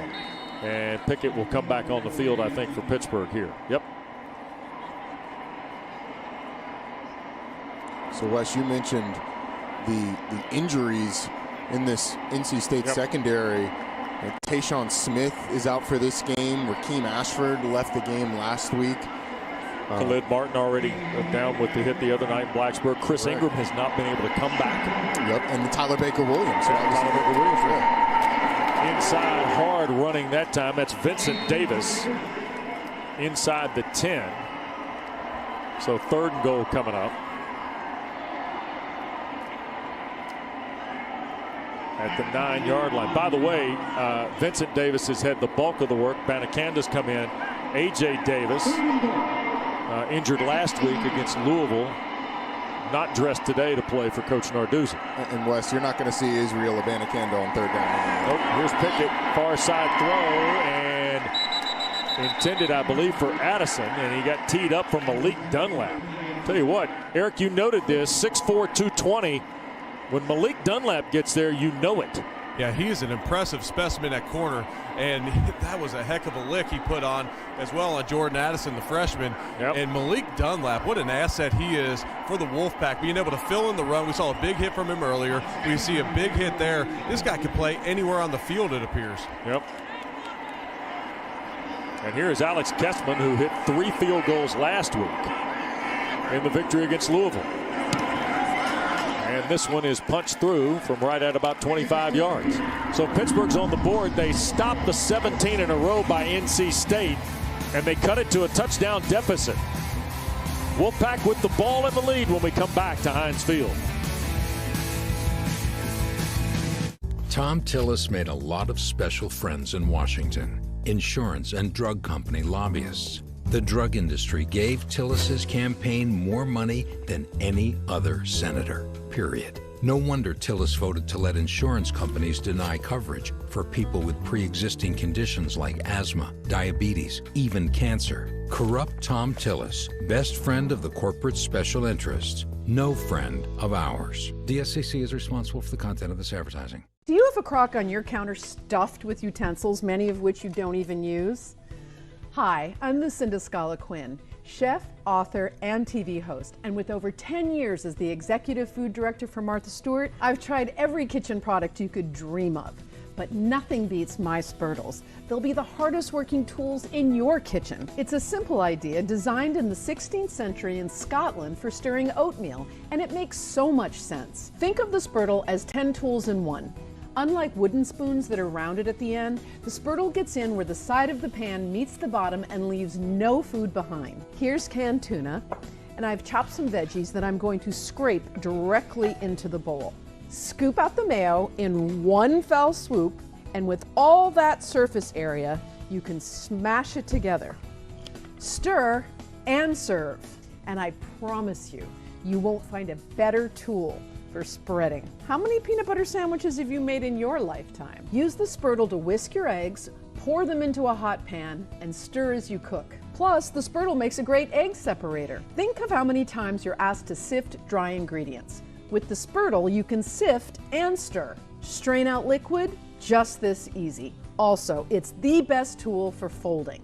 Like when you're trying to make that perfect chocolate mousse. You can get your complete Spurtle set today for only $19.99. And if you order now, I'll include my skinny Spurtle free. It's perfect for getting in those narrow jars. But that's not all. Order right now and I'll double the offer. Just pay a separate fee. I promise you, my Spurtles will be the hardest working tools in your kitchen. But just remember, it's a Spurtle, Myrtle, and you can find them at lucindaskitchen.com. To get your Spurtles, call 1-800-252-0173. That's 1-800-252-0173 or go to lucindaskitchen.com. That's lucindaskitchen.com. Order now. ACC Network Football is brought to you by Mako Medical, proud supporter of ACC Athletics. And Mako, one of the companies doing a lot of the work in the testing fields for COVID-19. Alex Kessman's kick toward Ricky Person, no return. Of course, we got word late this morning, Cam Newton has tested positive for COVID-19, and that'll be notable. And Eric, it's been an interesting week in the NFL. College football seemingly had to do the dance with the understanding of who would be and who wouldn't be available. Now it trickled into the National Football League this week too. Yeah, as we're standing here in Heinz Field, I'm sure there's a lot of Steelers fans tuned in as well, and the Steelers get their game against the Titans postponed. And now we have Cam Newton, one of the starting quarterbacks in the NFL, with the coronavirus. So it is definitely affecting the NFL in a big way this week. Yep. Under 5 to go, Roddy. Devin Leary's had an outstanding afternoon so far. 13 of 19 for 118 and 2 scores. And first down for Jordan Houston, who falls forward for maybe a yard and a half. And I think this is a big drive, big series for this for this Pittsburgh defense. I mean, NC State has really driven the ball and done basically whatever they wanted to down the field. They put pressure on them. You've had offsides penalties. It's been incredibly sloppy from this Pitt defense, which we haven't seen so far this year. This is a big series for them. 10 penalties, 90 yards on Pittsburgh in the first half. And most of those pre-snap or pass interference. Right. Wolfpack's got half that many for 44. Here's Leary. Quick flip into the perimeter and misses Houston. Rashad Weaver, big 17, was in the throw lane that time. At some point, we're going to get a fake swing pass to another shot down the field. I don't know when it's coming. I thought it might have been then because they've set it up extremely well. And Pitt's defense plays so much man-to-man that if the receiver goes out and shows that he's going to block him like he has every time on those swing passes, it may be a great shot down the field for NC State. You got Angeline, Thomas, and Carter to the bottom of the screen here for Leary on 3rd and 8. Almost 9 for the Wolfpack. 6 guys down around the line of scrimmage. They usually only bring 4. The question is, other than those 3 down, who's coming? Leary in trouble. Evades the sack. Now tries to flip it and beyond the reach of a Mezzi in front of the Wolfpack bench. Well, they got in there that time. Yeah, it was a nice job of maneuvering in the pocket from Devin Leary. He showed that last week as well. Watch these guys. 4 guys coming. Ooh. Jones and Weaver almost met in the backfield. They were able to step up and almost completed that pass. DJ Turner, by the way, is going to take the punt here of Trenton Gill, as you see Pittsburgh leave the field defensively after a 3-and-out by NC State. That's their first of the day, by the way. Pittsburgh forcing a 3-and-out of the Wolfpack. And with 4:03 to go, and 1 timeout, Pat Narduzzi's team's going to get the ball back here. A little wobbly punt right at DJ Turner. And the Maryland transfer is on his horse. 50, 45, and Turner run out of bounds in Wolfpack territory at the 40-yard line. Remember, Addison was shaken up, so DJ Turner, who only enrolled in school here, Roddy and Eric, back early September, because that's when the Big Ten had shut it down and Turner was looking for a new home. He had a relationship with some folks on the Pittsburgh coaching staff. He played 31 games at Maryland, but didn't get here till late August. Yeah, look at the right side of your screen. You saw that block by number 30, Brandon George. In the past, that would have been a light-up block where you just drill the guy, but does a great job of just doing the run by. Yep. Just runs in front of him, puts his back out. It springs DJ Turner. All right, you said big play for the big possession for the Pitt defense. How big's this for Kenny Pickett in the offense? Well, getting great field position certainly helps.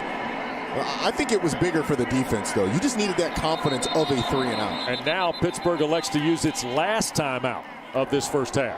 Timeout. Pitt.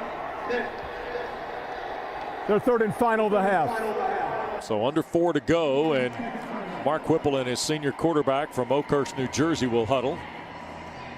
Pickett, by the way, 4 of 8 for 140 yards. He is 7th all-time in passing yardage coming into the ball game today. He's got a chance to get to the top 3. 2,300 yards would put him, 2,300 more yards would put him in the neighborhood of Tino Sunseri. And Kenny Pickett seemingly has played here a long time, because why? In 2017, at the end of the year, he led them to the win over number 2 Miami. The next year, they made the ACC championship game.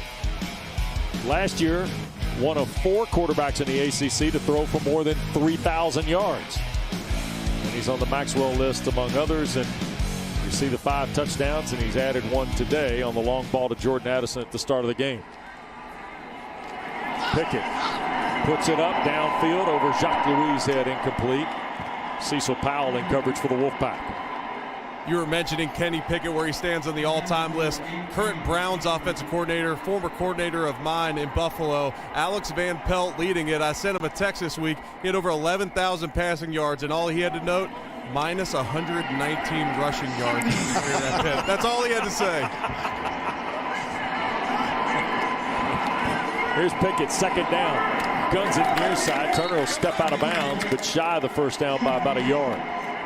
Eric mentioned earlier the fact that NC State was throwing those easy access outs and Pitt had taken them away. Yeah. And that is something that is a staple of this Pitt offense. When they get into second and long, they're going to go there consistently if you give it to them to create third and shorts.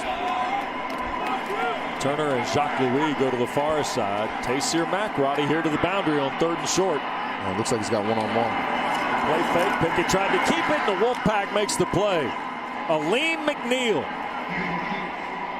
pulls him to the ground.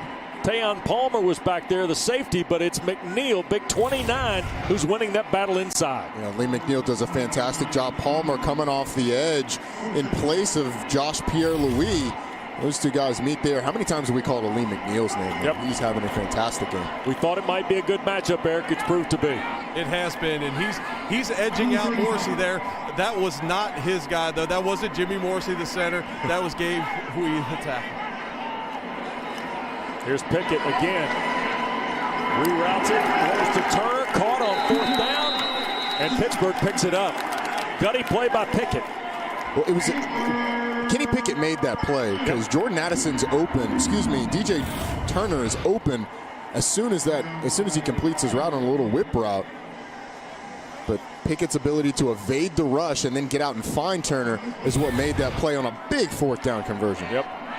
So now the clock toward 2 minutes. Pickett on 1st and 10 with time. Now going to bail and run with it, and will dive inside the 20 toward another first down. Looks like he's right at the stick. Oh, just short. Under 2 minutes to play now here in this first half. Kenny Pickett's ability to continue to hurt NC State when they only rush 3 has been impressive. Yep. Tommy Gibson's going to have to think about sending more. They bring the extra guy this time. Turner almost makes a great catch in front of Tanner Engel at the pylon.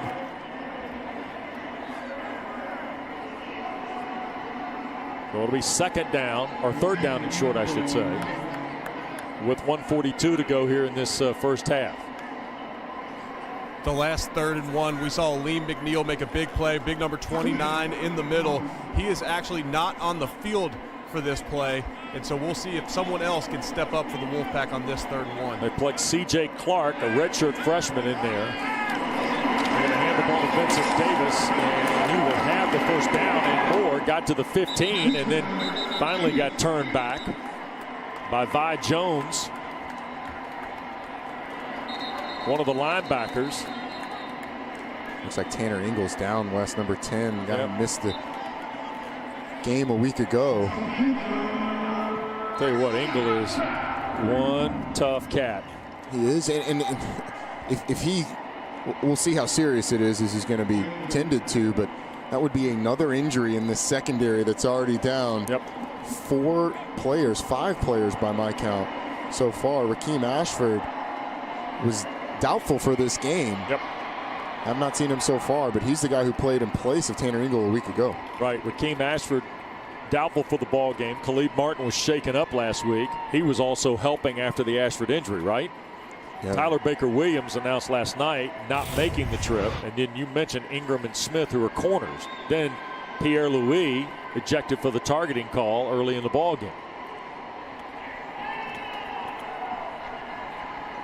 And They went away on the other side, so hard to tell through traffic maybe what happened with Engel, right? Yeah, but on the play, it was a nice job of Pitt breaking a tendency. They flipped Carter Warren, number 77, from his normal side on the left, went with a tackle over formation on the right, and then they ran back to the weak side behind where behind where Carter Warren had just left.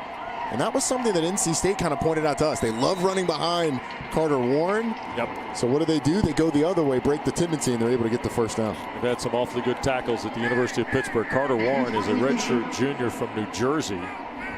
Pat Narduzzi said he is a different player than he was a year ago here. He said, you can talk about the light coming on or whatever the case may be. He said Carter Warren is here. And true freshman Devin Boykin has come in to replace Tanner Engel in the secondary, number 12. All right. Pickett goes under center here on 1st and 10. Play fake. Looking to throw.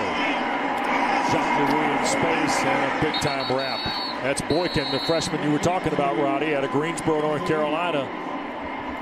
Making a big play in space and a loss of 3 on the play. It's been a couple times Pitt has tried to get their guys in space to create a play down the field, give them an opportunity to make a play. Tanner Engel back on the field as you saw Devin Boykin run off. But NC State's done a great job of tackling in space. Pitt needs a touchdown to tie here in the final minute. Pickett, this is Tayseer at the 5 and taken out of bounds. Pulled down by Cecil Powell. So the clock stops with 39 seconds left. And the clock stopping is really important. That's a nice job of Tayseer Mack getting out of bounds because Pitt doesn't have any timeouts. So if that thing keeps running, even here, if you're not able to get the first down, and you're tackled in bounds, you're going to have to hustle that field goal team onto the field because you've used all 3 timeouts. 3rd down and 3. Davis and Zelinkas in the backfield. And a timeout taken by NC State. And I think that's a smart call because essentially the run is not completely off the table, but it puts a lot of pressure on you to get another play off quickly. If you get the first down, you got to run up and spike it. Right. If you don't get the first down, then you got to hustle that field goal team onto the field and kick it, and you have time, 39 seconds. That's plenty of time to be able to do that, but you are going to have to hustle, so you want your guys on defense to be aware of that. I don't want to overstate the importance of the play here. NC State gets the ball to start the second half. Yep. Now both schools are out of timeouts, Roddy. Yep. I mean, I think NC State is staking everything on this stand right here. On this play? On this play. Okay. I don't think they've got any intentions of trying to score before halftime. It's not going to. They're not that type of offense where they're going to be able to go down in 25 seconds with 1 or no timeouts. Yeah. So as a coach, you're counting on stopping this play right here, and then you deal with the rest of it after. See what Mark Whipple comes up with, because Alex Kessman has hit 4 in a row, including 1 earlier today, just a few moments ago from 27. Jacques Louis to the top. Got that tackle over formation. Grant Harrigan is the tight end to the near side with Mack. And Pickett in trouble immediately. Faked the handoff and then got knocked to the ground. Jones again is in there to blow it up. And now here's Kessman with the first half clock winding down. It's a nice job of Wilson. Kenny Pickett was trying to read him. Was able to get in front and make that play. It'll be a 29-yard field goal for Alex Kessman.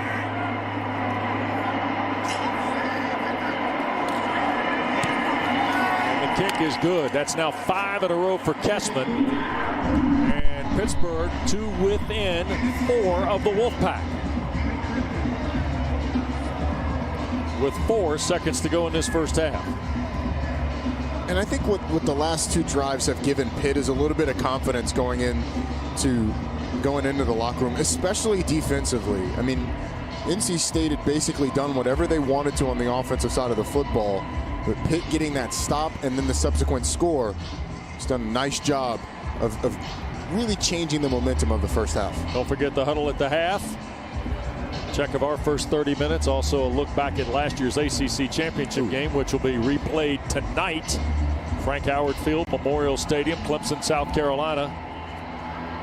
By the way, Virginia 1-8-1 all time at Clemson. You've got to go to 2001 to find the last time the Cavaliers have won in the upstate.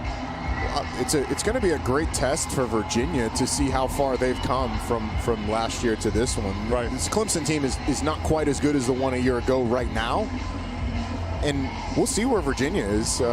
Hopefully for Virginia fans, it's not an exact replay of the ACC championship game. Battle of the Tigers to be tested tonight because already a lot of people want to talk about next Saturday night. Yeah. Kessman's going to hang this up on the final play of the first half. In fact, there will not be a return. So in the stat sheet, NC State will get a snap from its 25. And we're going to get one more snap from NC State before this one goes to halftime. I don't think that you can overstate how well I think this offense has played from a physicality standpoint up front, right, and then from a composure standpoint with Devin Leary. That's the thing after last Saturday when Pittsburgh hit the big play to open the game, Roddy. The fact NC State then scored 17 points in their next 3 possessions told me a lot about the Wolfpack. Told me about the confidence that Tim Beck has in Devin Leary. Those shots down the field, he's put a lot on his plate in this one. But it all started with that offensive line being physical in the run game early. And Devin Leary will touch a knee, and that will get the teams to the locker room. So NC State, who fell behind 7-0 on the second snap of the game, then rattled off 17 in a row to take a 10-point lead. And here in the final 5 minutes of this first half, Pittsburgh ran 20 plays, covered better than 100 yards, and they end up kicking a couple field goals to draw to within 4. So the number 24 team in the country trails the Wolfpack by 4 here at the break. I think you have to commend NC State for holding Pittsburgh to field goals in those situations. Pitt's got to be better putting the ball in the end zone when they get down in the red zone, which has been an issue for them really the last couple of seasons. Well, Dave Doran coming here Mike's side to visit with Eric Wood, and I would suspect he's pleased with the opening 30 minutes of play. Let's go downstairs to E. Wood. Coach, some questions coming into the game about who the starting quarterback would be. Talk about the play of Devin Leary here in the first half. Yeah, he looks good. He's playing comfortable football. He's making good throws, giving his receivers a chance, doing some things with his feet.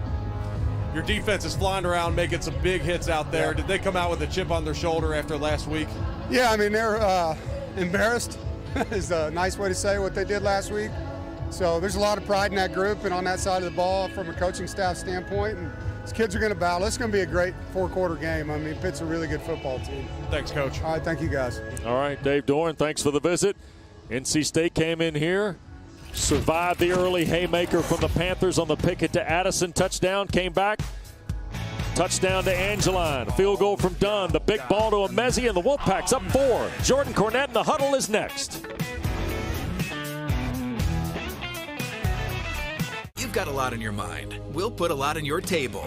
The new Zach's Family Packs with your choice of 20 chicken fingers or 30 boneless wings plus fries and Texas toast for just $24.99.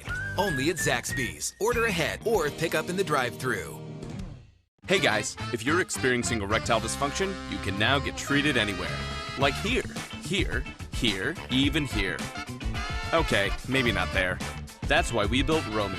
So it's easy to get ED Med. Online visit at getroman.com/TV. Somewhere along the way, Western boots got too expensive. And the styles? Well, Tecovas fixed that. We make handcrafted, high-quality Western boots for a fair price. Find your pair at tecovas.com. We at the ACC know that change needs to occur. Despite our rivalries, this is the time to unite. We need to come together to conquer biases, as well as oppression. We are committed to seeing each other as equals and treating each other with respect and dignity at all times. We must hold ourselves and those around us to a higher standard. Because racism and bigotry will not be tolerated. We must fight for racial and social justice. We at the ACC will fight for unity.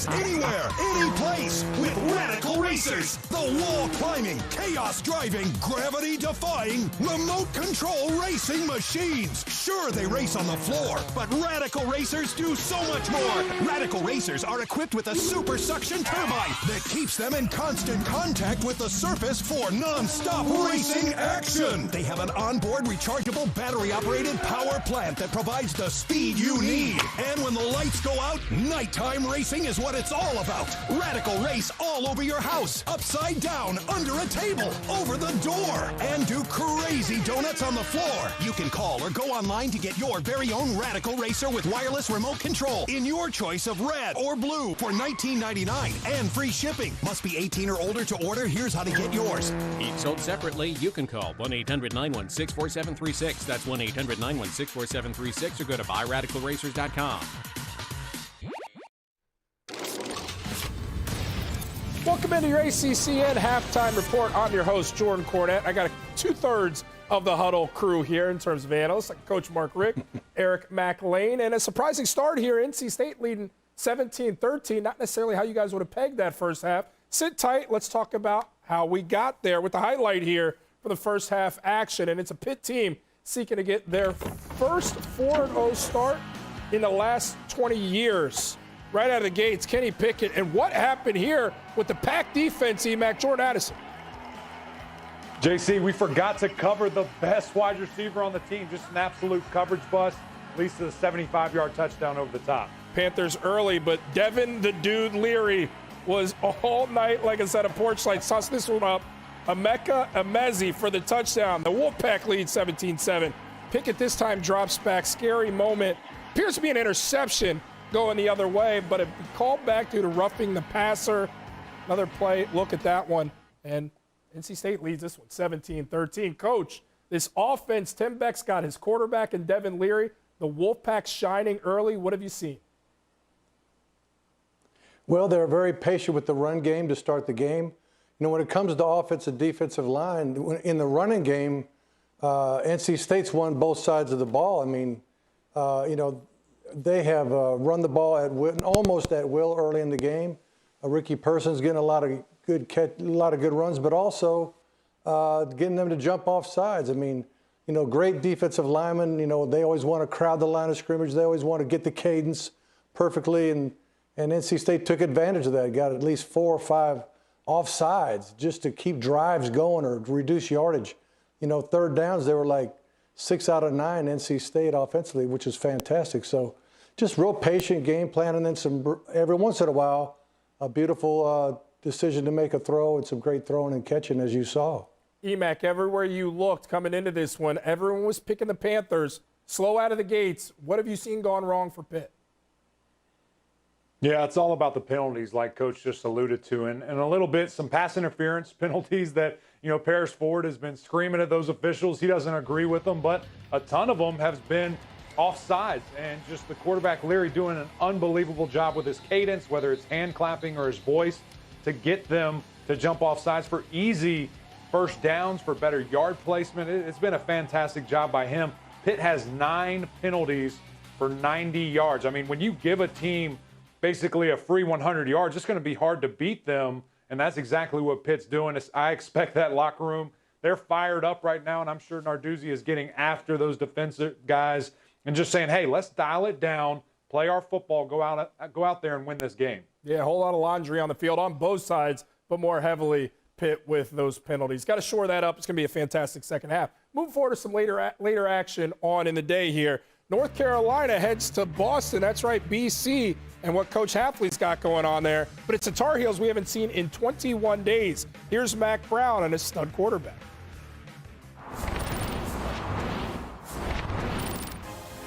Sam is one of the best players I've ever coached.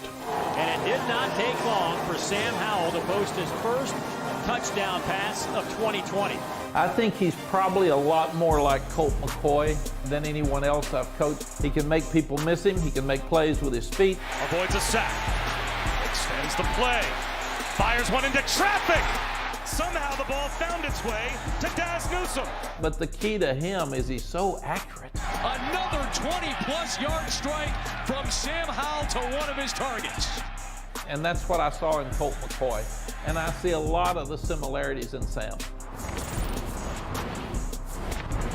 All right, lots of love for this quarterback, Sam Howell, coach, but we haven't seen him for 21 days, nor have we seen that Tar Heels offense. Do you expect some rust?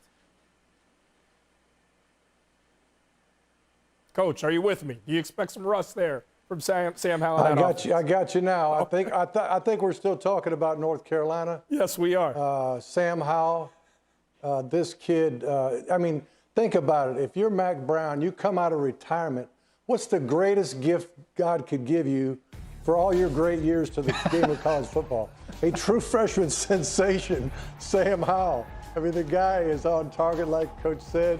He's strong. I saw him in person. He's as thick as Tim Tebow physically. He is a man that can run and throw.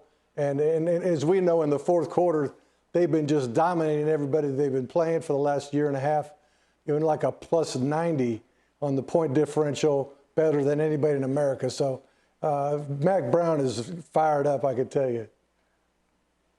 Man, how about these comparisons for Sam Howell? We've got Tim Tebow by Coach. We've got Colt McCoy by Coach Mac Brown. That is fantastic. This guy is a true baller at quarterback. It's been fun to watch him progress and get better. Of course, we haven't seen him in 21 days. So, JC, the rust is going to be interesting to see. You know, is it there, or have these guys, you know, prepared in a manner to where they can't wait to get back on the field, I'm sure. But, again, it's just that mentally, where are you, having only hit your guys for 21 straight days, conditioning-wise? Games are a lot different.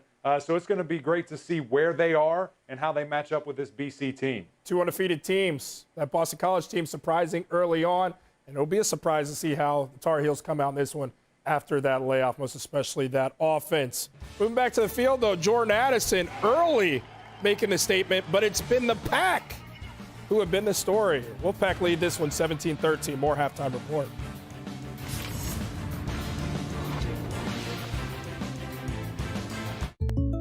I really appreciate that Patrick Price on my insurance, Jake from State Farm. Here's the deal, Patrick. State Farm offers everyone surprisingly great rates. Let me repay the favor with some field passes. Come on.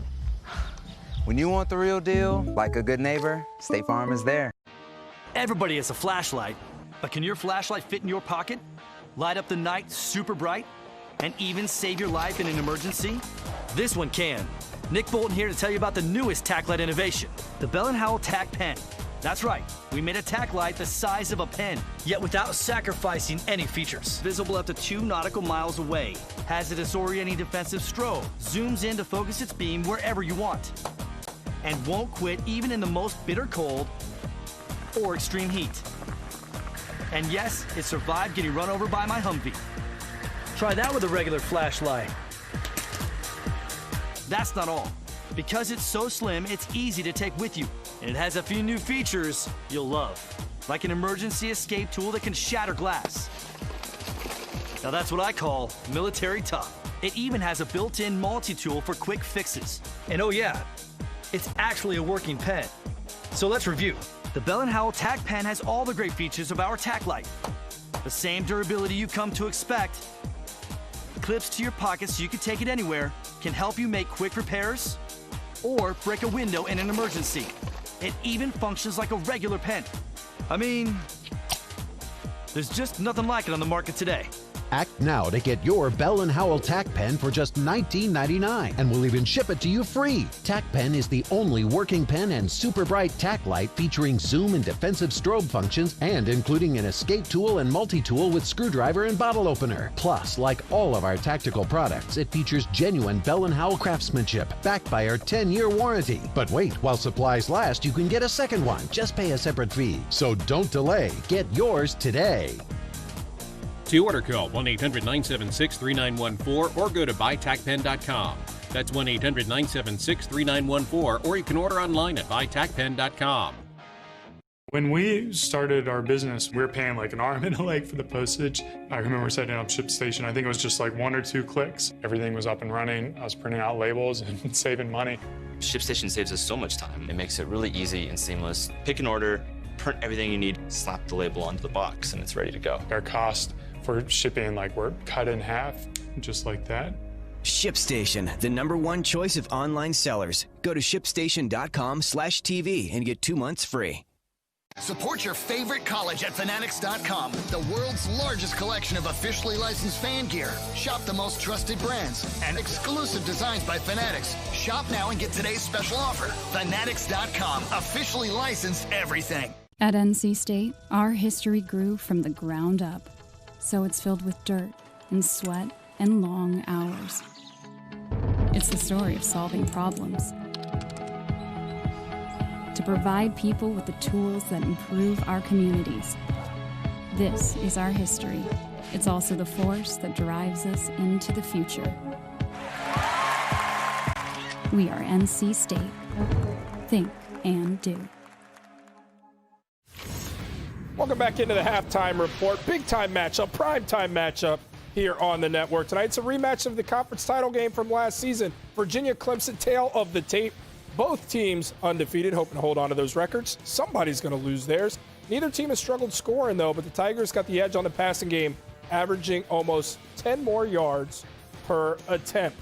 Clemson is the best team in the country. They got the #1 ranking. Prove it, coach. But as you look at Virginia, it's a Virginia team under Bronco Mendenhall that has done some things. What do they need to do in this one to keep it close and put themselves in position for an upset?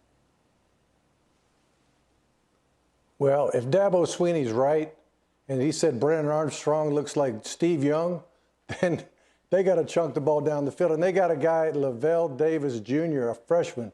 He's 6'7". Guess what? Nobody in America's got a 6'7" corner. So maybe that's one matchup that Virginia will like. But on defense, Virginia has got to I'm not going to say stop the run. They got to slow down the run. They got to get Clemson in some third down and longs, at least mid-range to long, and force some passes by Big Trevor. And that's exactly what Clemson wants to do, Coach. They want to establish that run, get ETN going, and really open things up. That's going to be their goal. Yeah, I feel like we do it every week. We talk about how can this team do it against Clemson. Then we get to the matchup, and Clemson handles business. Pack handling business in the first half. Emeka Emezi with the touchdown. Pack lead at 17-13. More second half action on the other side.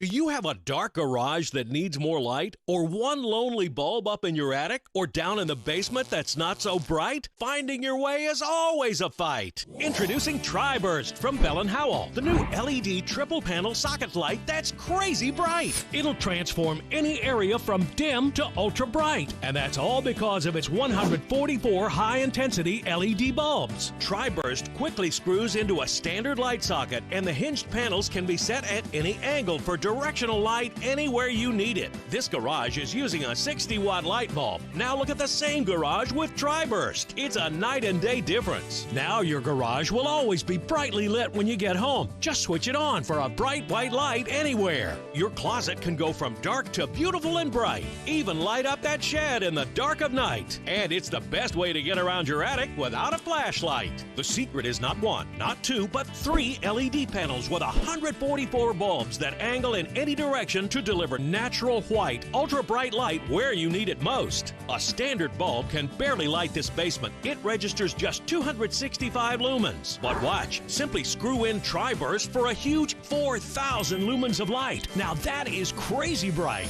Plus, the LED bulbs last 50,000 hours and cost less to run than this 60-watt light. It's perfect for garages, basements, patios, attics, and more. Other lights this bright can cost up to $200, but you won't pay that. If you want crazy bright light, get Tri-Burst from Bell & Howell today for just $29.99. And it comes with Bell & Howell's huge 5-year warranty. So why strain to see every night? Order Tri-Burst now so everything is crazy bright.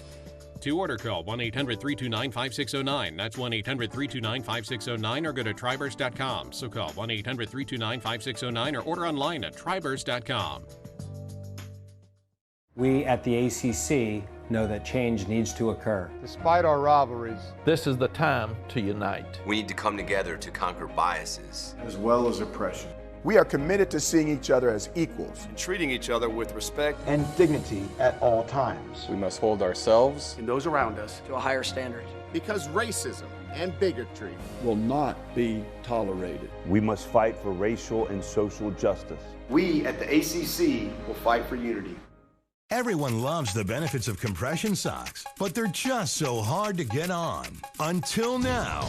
Introducing the all-new CopperFit Energy Socks, the first ever easy-on, easy-off fit to help reduce swelling, relieve tired, achy muscles, and provide energizing support. Being a SWAT commander, we train to win. The CopperFit Energy Socks, they didn't feel like other compression socks. It totally exceeded my expectations. Copper-infused fabric woven into our compression sock to help reduce swelling discomfort. They just slip right on, yet they still have that same compression that you want. Extra support around the arch and ankle for relief of muscle aches and pains. These were fantastic. A lot of compression socks are a little too thin. I could wear these every day. Feel more energized. Get your energy socks now online at getenergysocks.com or call 1-800-381-0384. Order now and get a second pair free. I have so much energy, I can go, hey, you want a dad? CopperFit Energy Socks. Second half from Heinz Field in Pittsburgh. NC State leads number 24 Pittsburgh 17-13. Great to be with Roddy Jones, Wes Durham, and our tremendous ACC Network crew. Quite a first half for Devin Leary, Roddy. Yeah, Devin Leary got the start this week after appearing in the second half last week. And Wes, I thought that he has been fantastic in this game. Commanded the offense, shown the arm strength. 13 of 21 for 118 yards and 2 touchdowns. But overall, it's just his poise throughout the game. He's moved well in the pocket. There you see the touchdown pass to Kerry Angeline. Had a great back shoulder pass. Maybe an offensive pass interference. Not called to Emeka Emezi. Devin Leary's done a nice job in this game. Sure has. And you see the details, 118 yards, a couple of touchdowns. And NC State has run the ball enough to kind of keep Pitt honest. Panthers kick it to the Wolfpack to start half two. There'll be no return, and NC State will scrimmage from its 25-yard line. Let's go downstairs. Eric Wood visited with Pat Narduzzi. Yeah, I talked to Coach Narduzzi coming out of the half. The big things for him, he wants to see from his team in the second half. First off, eliminate penalties defensively. He's really frustrated with all of the offsides. Those are unforced penalties. And then offensively, he said his guys got to make plays, especially in the red zone. They were very bad in the red zone a week ago in scoring touchdowns, and it's coming back to bite them again this week. That's how Alex Kessman, Roddy, has kicked 5 field goals in the last 2 ball games, the last game and a half, technically. Yeah, that's been something that's plagued Pitt for the last couple of weeks, as Eric said, and the response to me is to be able to run the football. First down, Person. And tries to move the stack of blue shirts a yard, maybe 2 to the 27. There's DeMar Hamlin in the mix. 5th-year senior, went to Central Catholic here in Pittsburgh. And I thought Pitt's defense on their last time out in the first half did a nice job of reestablishing dominance, if you will. The physicality was better. They forced a 3-and-out from NC State. See if they can continue out in the second half. Bunch look here to the bottom of the screen.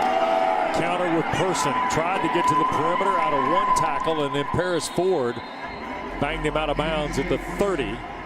Tyler Bentley, the redshirt sophomore, looked like he had him dead to rights. Something that Randy Bates, the defensive coordinator for Pitt, told us during the week. They got to tackle better. Yep. And that was an example. You took a play that would have forced a 3rd and 6, made it a 3rd and 3. NC State in the first half, 3rd down, they were 6 of 9. Remember, they hit 4 of their first 4 to start the ball game. Which tied the number that the high number of the year that Pitt had given up against Austin Peay. Yeah. Hand it to Person again. And nothing there. Servassier Dennis in the middle of that one.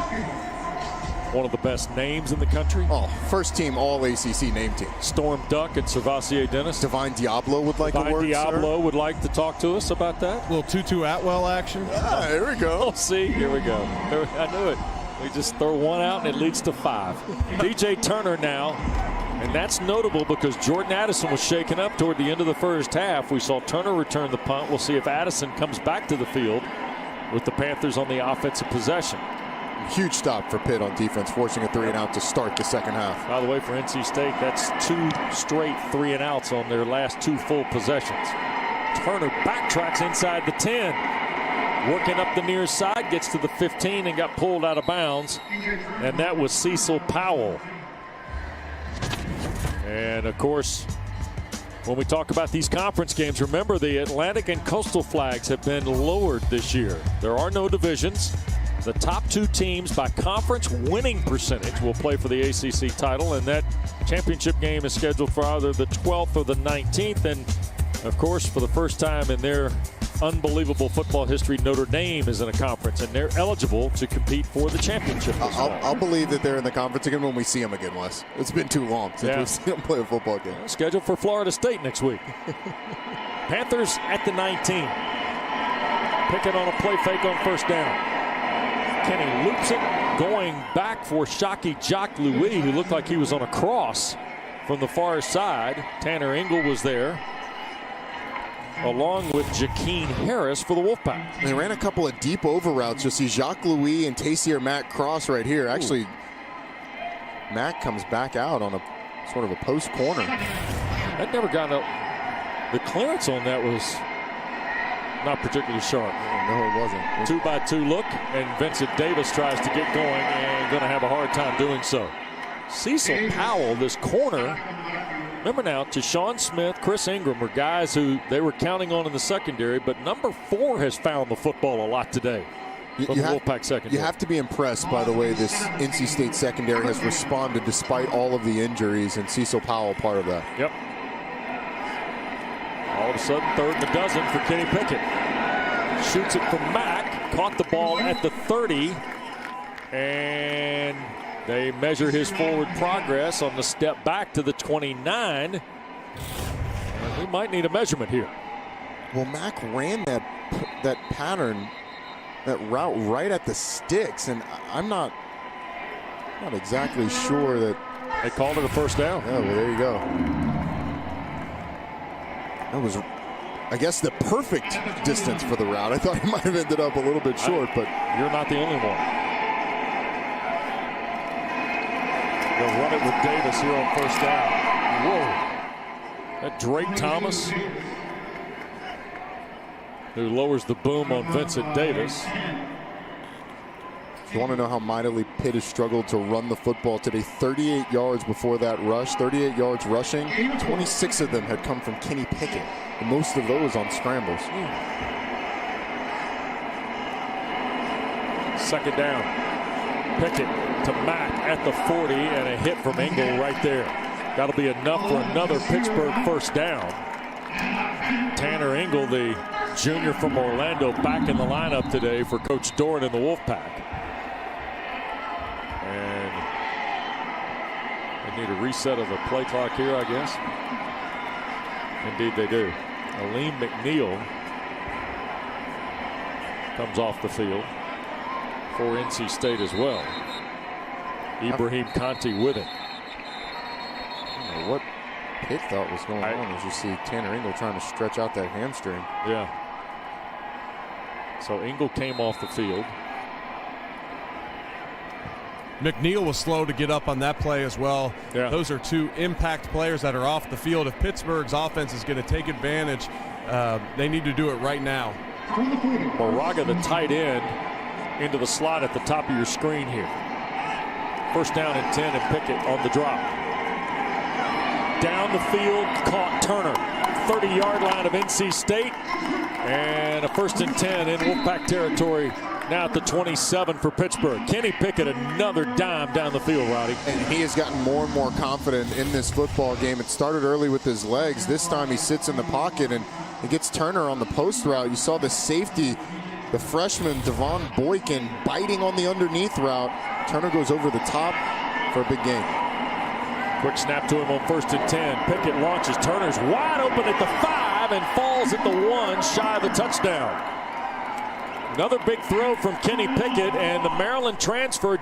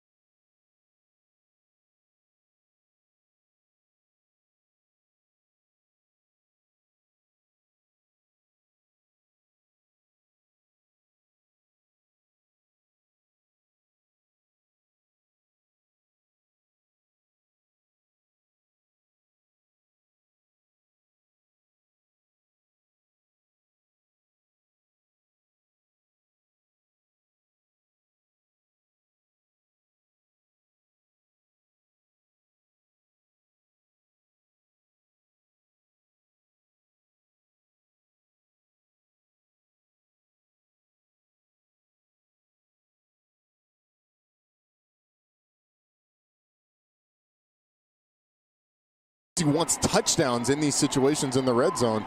They don't get much better than this. Yep. I know he's extremely frustrated that they could not punch it in with this talented offensive line up there with Carter Warren, number 77. Expect them, if they're going to run the football, to run it over the left side of the offensive line here, but they line up in a strong side right formation. Yeah, Kerrigan, the tight end. Max, the only receiver to the left. That's Kerrigan in motion. I formation. They'll hand it to Davis, and he's not going to get in. NC State with a huge stand.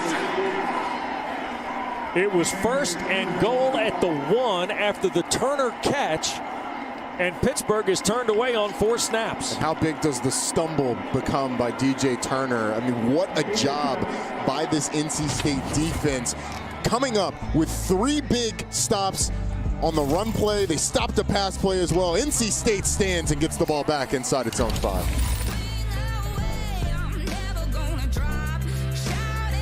For a close shave, you need to get a razor and lather up. For a quick shave on the go, you need to settle for an electric. But what if you really want both? Nick Bolton here with the newest addition to our tactical line, the Bell & Howell Tax Shaver. Designed with the needs of our military in mind, Tax Shaver gives you a quick, razor-smooth shave, whether you're at home or on the go. It even has a built-in trimmer for sideburns and beards. And it works wet or dry for a great shave in even the harshest conditions. That's right, the Tax Shaver is completely waterproof. In fact, you could even use a Tax Shaver underwater and still get a great shave. Navy guys, Tax Shaver is small and compact, so it slips easily into any pocket. Yet it also has 3 powerful rotary heads that can easily take on even the coarsest hair. To prove it, I'm going to do something I never do. Shave.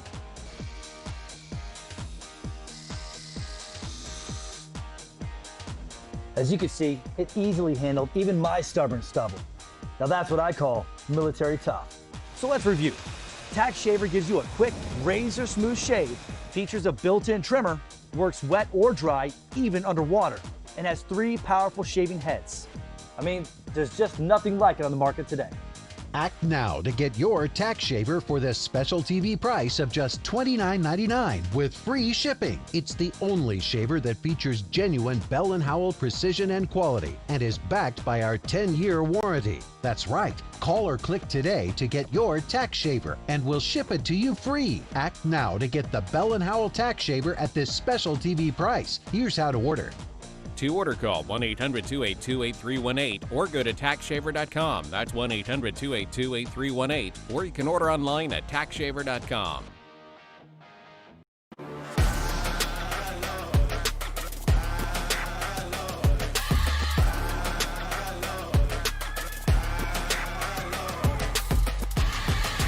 This is what we coming to. Well, Isaiah Moore wearing the number 1. A big honor at NC State. And we get a procedure penalty on the Wolfpack as they start from the 3 because Isaiah Moore led the charge on that defense on that 4th and goal play for Pittsburgh, and they tried to score it with Vincent Davis, Roddy. Yeah, that's a heck of a list to be on for Isaiah Moore. And Dave Doran talked about the fact that the guy just carries himself as a true leader. He talked about the respect for everyone up and down the organization, said the cleaning ladies even comment on how respectful he is to them. He's just a fantastic example. And on 1st and 11, essentially, maybe 12, we get a dive play. Chase Pine, the linebacker, involved. Pittsburgh has run in their last 3 possessions. Pittsburgh has run 31 plays and kicked 2 field goals, Roddy. And NC State, in that same time frame, has run 13, 14 plays and not scored. Become a defensive ball game. One of the things that we have not seen from NC State yet is any sprint out. This would be a good time to go to it. Leary in the gun. Going to put it up down the field in front of the State bench. It's caught. Emeka Emezi, a great catch. Another great catch by Emezi. He had 1 of 35 yards for a touchdown in the first half. This one in traffic at the 23. The big receivers from NC State come up again big. Look at this throw by Devin Leary. That thing is right on the sideline. Wow. Not even a chance. because Emezi holds his ground into the last minute, fades away, gets a foot in bounds. That's a fantastic throw from Devin Leary. It's Rooks in motion. Here's Leary. This is Devin Carter, who catches it in midfield and is shoved out of bounds by Eric Hallett at the 43-yard line of Pittsburgh. Two big throws now against the Pitt secondary. And it's two great catches. Absolutely. It's been the big receivers. Emezi at 6'3", Carter at 6'4", going up against the safety Hallett, who's 5'11", who motioned for an offensive pass interference on that one. You weren't getting it on that one, big fella. So Leary with two big throws off his own end of the field, now going for the third, and that's Emezi, who got chopped down right away by Hallett, the redshirt sophomore from Cypress, Texas. And Wes, to be honest with you, NC State's the first team this year that's been able to take advantage of those one-on-one matchups on the outside. Well, Tim Beck talked extensively about it in our visit with him this week. Knew exactly what the ammo was. Here's another throw and another catch, and that's Emezi again at the 21-yard line. Are they going to rule him out of bounds?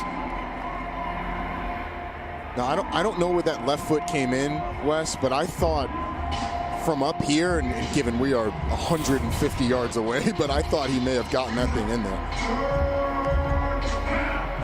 Nope. Yeah, comes down right on the white. Yep. Nicely done by this officiating crew headed by Stuart Mullins. 4-point game. Eric, Roddy, Devin Leary's played with a ton of poise here today. He has it. It's been amazing to me, especially on this drive, how accurate he is on those back shoulder throws and those deep balls.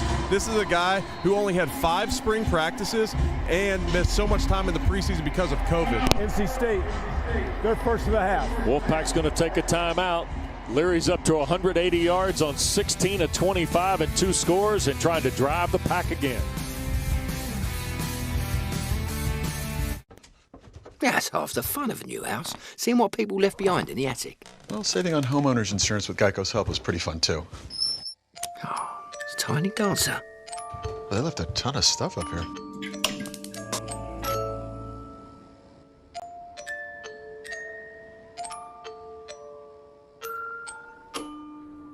Well, enjoy your house. Nope. No, thank you. Geico could help you save on homeowners and renters insurance. Why are liberal special interests spending $50 million to elect Cal Cunningham? He wants to change the rules so they can jam through their extreme agenda, the socialist Green New Deal, defunding police, and Cunningham supports their health care schemes, closing North Carolina hospitals, raising taxes $2,300 a year. He already voted for $1 billion tax hike after promising he wouldn't. They trust Cal. We can't. Senate Leadership Fund is responsible for the content of this advertising. Ordering Chipotle for the family? Voila! Reward. With guacamole and a side of quiet. Grubhub gives you rewards for rewarding yourself with food. This is Kate. Hey. She takes 2 prescriptions. Kate's son Jack takes 1 too. Kate works hard and thought she had good insurance. But she still pays too much. That's no good. So Kate downloaded the GoodRx app.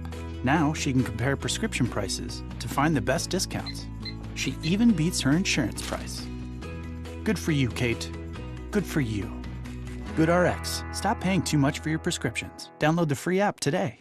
Somewhere along the way, Western boots got too expensive. And the styles? Well, Tecovas fixed that. We make handcrafted, high-quality Western boots for a fair price. Find your pair at Tecovas.com. He's the bad man. Touchdown, Atlanta. He's off to the races. Aaron Jones. Monday night, 8 o'clock, Falcons and Panthers from historic Lambeau Field. Our Falcons next on the Aaron Rodgers Revenge Tour. Oh, really? Yep. Thanks. Eric, can you believe that?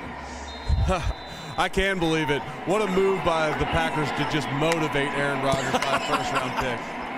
Here's the third down play to hand it to Person. And right away, Pitt is there. Pittsburgh was all in the call with Sebastian Dennis. I think that's the definition of playing downhill on the other side of the line. You see Patrick Jones come through first on the right side of your screen, and Dennis comes around to the outside and seals the deal. After a really nice start to this drive for NC State, it kind of stalls out. This is still a successful drive, though. I mean, remember, they started inside their own 5. Right. Were able to push that thing past midfield, and are going to flip the field here from where this was at the beginning. Now, Pittsburgh had a ton of momentum until they went the 4 and out around the goal line. Can they recapture it here offensively? Gill's going to punt it into the end zone. So the Panthers will bring it out. NC State, 6 plays, and we've still got a 4-point game here at Heinz Field. Pittsburgh from its 20 when we continue. Got that sunshine on my Sunday bed. Grab Taco Bell's Nachos Party Pack. Whenever you're dressing up to stay in, getting some brownie points, or witnessing a miracle. Sorry, Jess. Go big with delicious nachos topped with all your favorites. Nachos Party Pack, only at Taco Bell. 500,000 North Carolinians. That's how many of our neighbors are being denied health insurance. Veterans, essential workers, people laid off during the pandemic. As governor, I'm determined to expand Medicaid like 39 other states have already done, including Indiana when Mike Pence was governor. Dan Forrest is okay leaving 500,000 people behind in the middle of a pandemic. I'm not. We have to do better in North Carolina. Did you know half of all guys over 40 will experience erectile dysfunction? That's right, half of you. But only 25% get treated, which means the rest of you may want to pay attention. With Roman, you can get ED meds prescribed online delivered right to your door. Just visit GetRoman.com, chat with a U.S. licensed physician, and if treatment is right for you, you'll get genuine medication delivered in discreet packaging. Roman, let's take care of it. Get started with your free online visit at GetRoman.com/TV. If you've served in the military, first responder, or law enforcement communities, then join GovX.com. On GovX.com, you'll find all the gear you need for your on- and off-duty life. Become a member and save on hundreds of brands. If you qualify, join for free at GovX.com. Everyone loves the benefits of compression socks, but they're just so hard to get on. Until now. Introducing the all-new Copperfit Energy Socks, the first ever easy-on, easy-off fit to help reduce swelling, relieve tired, achy muscles, and provide energizing support. Being a SWAT commander, we train to win. The Copperfit Energy Socks, they didn't feel like other compression socks. It totally exceeded my expectations. Copper-infused fabric woven into our compression sock to help reduce swelling discomfort. They just slip right on, yet they still have that same compression that you want. Extra support around the arch and ankle for relief of muscle aches and pains. These were fantastic. A lot of compression socks are a little too thin. I could wear these every day. Feel more energized. Get your energy socks now online at GetEnergySocks.com or call 1-800-381-0384. Order now and get a second pair free. I have so much energy, I can go, hey, you want a dad? Copperfit Energy Socks. Well, this is game 1 of our triple header on ACC Network, 4 o'clock. Chris Cotter, Mark Herzlich, and we welcome Tiffany Blackman to the ACC Network for Virginia Tech and Duke. And then ACC Primetime Football presented by Geico tonight. Clay Matvick, Tim Hasselbeck, Katie George will be at Frank Howard Field, Clemson, South Carolina for Trevor Lawrence and number 1 Clemson against the Virginia Cavaliers. Pitt takes over at its 20, and whoa! Isaiah Moore tracks Vincent Davis. It's like Isaiah Moore was in the Pitt huddle on that one. Exactly what was coming. At least that's what it looked like. And also 3.5. Pitt's struggles running the ball continue, but that was explosive by Isaiah Moore. Sure was. 25th career start for Isaiah Moore, who had 53 tackles this season to go for the Pack. 2nd and 13. Quick throw this time for Turner. He couldn't hang on, and it's very quickly now 3rd and 13. And Pittsburgh's in danger of going 3 and out for the 2nd time in their last 3 possessions. And Terrell Dawkins is shaken up on the play for the Wolfpack. Tony Gibson's got to be very pleased with the way the defense has handled Pitt today, especially against the run. Likewise, Tim Beck's got to be happy with the way this is set up for Devin Leary in his first start of the season. Yeah, he certainly does. And Pitt's got this 3rd and long. And you've mentioned a number of times, Wes, that Jordan Addison got shaken up in the first half, has not returned to the game. He's now on the sideline without pads on. He's got his mask on. There he is. Yep. There's Jordan Addison. And fantastic freshman. Yep. Is done for the rest of the day. He had the long touchdown catch early in the game and got shaken up. So Pitt's going to continue without him. One of a number of injuries we've seen in this one. Yep. I'd look for pressure from NC State's defense on this 3rd and 13 on their last drive. They got picked apart down the field, dropping 8. I think they at least have to bring 4, maybe 5 defenders on this play, make Kenny Pickett make a faster decision, and give these defensive backs a shorter time frame to cover for. I think you're right. Pickett, straight drop, pressure, cuts it loose from Mack, and cannot make the play against Shaheem Battle. Eric, you were exactly right on that one. They go with the 4-man rush, played cover 2 man behind it. And Battle actually had a step there, but his throw was just a little errant. Coming up on 5 to go here in the 3rd, gentlemen, and NC State still holding this 4-point lead as Kirk Christodoulou set to kick it away. And he does so. Thomas will let it hit, and it checks up. Shaki Jacques-Louis got a hand up to touch it just inside the 30, and that's where NC State will take over, and we get more Devin Leary here. And one story that has emerged this week about Pittsburgh and NC State, and there's several ties, but one that we found out here late this week regarding Tim Beck, Devin Leary, and Pat Narduzzi. Now, Devin Leary grew up in New Jersey, and he played high school ball at Timber Creek, where an older player on the team his freshman year was senior Cam Chambers, who was Michigan State's #1 recruit. And Cam took an unofficial, Eric, to East Lansing. And when he did, he decided to take the freshman named Devin Leary with him in 2014, and they saw an unbelievable game. Tommy Armstrong was intercepted by Trey Wayans in the end zone for Michigan State to preserve the win. Here's Bam Knight on first down. He gets a couple. So this week, Chris Proctor, who's the QB control guy for NC State, he and Tim Beck and Devin Leary were watching film of a 2014 Michigan State-Nebraska game because Tim Beck was the offensive coordinator at Nebraska. And Devin Leary's in the room and said, "Oh, yeah, I was at that game." And Tim Beck goes, "You were?" And he said, "Yeah, your quarterback threw a pick in the end zone to lose it." Wow. All in part because of Cam Chambers. Ball batted in the air off the Leary throw, and it's incomplete. It's a great sort of full circle story. Oh. That was a nice play by Pitt, though. It actually ended up as best as it could for NC State because everything was covered. The screen on the front side, the smoke screen on the front side was covered. The slip screen on the back side was covered. And had that ball gotten off like it could have, it probably would have been picked because Pitt was all over it. 3rd down and 9. NC State, who was 4 of their first 4 on 3rd down, is 2 of their last 7 today. Leary with 3 to the wide, going to go that way. Amezi, who's been a target all day, got tangled up downfield with Marquez Williams, incomplete. And the Wolfpack goes 3 and out, Roddy. Yeah, they do. And Leary's been so good with the back shoulder throws down the field throughout the game. That time opted to go down the field, and Williams was way over the top of that, had great position to defend that one.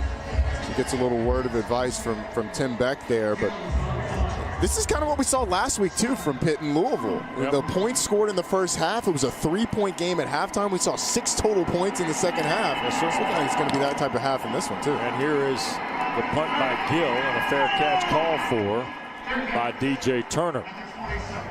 So, 4:10 to go in quarter 3. Still a 4-point game, and the serve is back now to the Panthers. Mark Whipple and Kenny Pickett, who've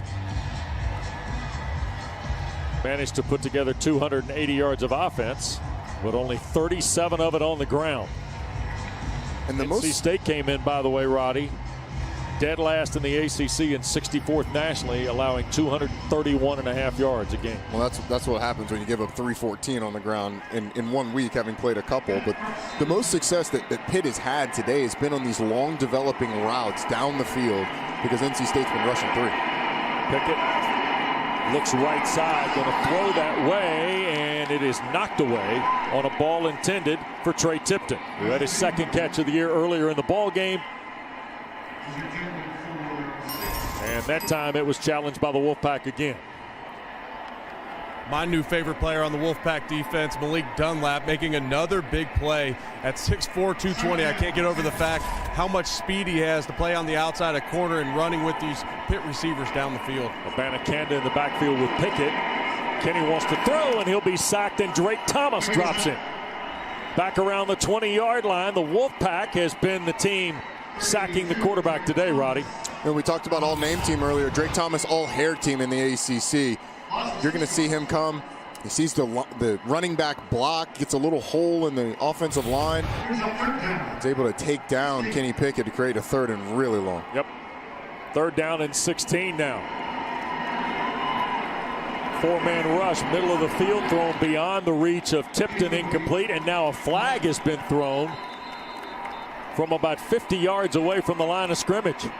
Pretty poor throw by the official, if I have to say myself. Ended up about 15 yards short, but I think you're going to get a hold on this one, Wes, in the middle. Prior to the pass, holding. Number 4, defense. 10-yard penalty from the previous spot and an automatic. First down. Cecil Powell, the Fort Lauderdale, Florida sophomore who has made some plays today in the pass game for the Wolfpack defensively. Grabbing Tipton around the waist. You can't do that, right? Yeah, there was a couple of times where you could have called it on that one. And he was in pretty decent position. Right. It wasn't necessary, but Powell commits the infraction on 3rd and long. So Pittsburgh picks it up on a penalty. That's Moraga, the tight end, in motion. Pickett avoiding the pressure. Steps out again, breaks through 2 tackles, and then knocked down at the 38. He would. You see the job there by Hargrove to push the defender by the quarterback? I'm waiting to see it on the replay here. Oh, just a little bit of a nudge. Are you making reference to a ninja move? That was a ninja move right there. Yeah, the easiest way to control a defender is by his hip, which I've made note in a few broadcasts. Vincent Davis picks up the first down. It really was a nice play. I mean, Hargrove was just slightly beat, and whoever, I didn't get a number on the defender, but he had a free shot on Kenny Pickett. Hargrove just shoves his hip by. Yep. He goes flying by Pickett and able to get a nice game. 1st and 10 for the Panthers. And now here's the throw and a great catch by Mack, and he brought it in right over the top of Peyton Wilson, the linebacker. Terrific throw by Kenny Pickett. Yeah, you talk about arm talent all the time, and people a lot of times think that means arm strength. It's the ability to manipulate the ball. Can you get the ball to your receiver, over a linebacker, and before a defensive back? Kenny Pickett did it right there. Another first down for the Panthers, who trail 4 here with 2 minutes and change in the 3rd. Pickett keeps on his feet, and they're going to measure him out of bounds. Back at the 37-yard line. Now Pickett standing in the end zone down to our left. Oh, we're going to get a look from the end zone. Yep. I'm standing right behind Pitt's bench, and they are not happy at all with that call. When we get to see the replay, it looks like he just stepped out of bounds, though. Right there.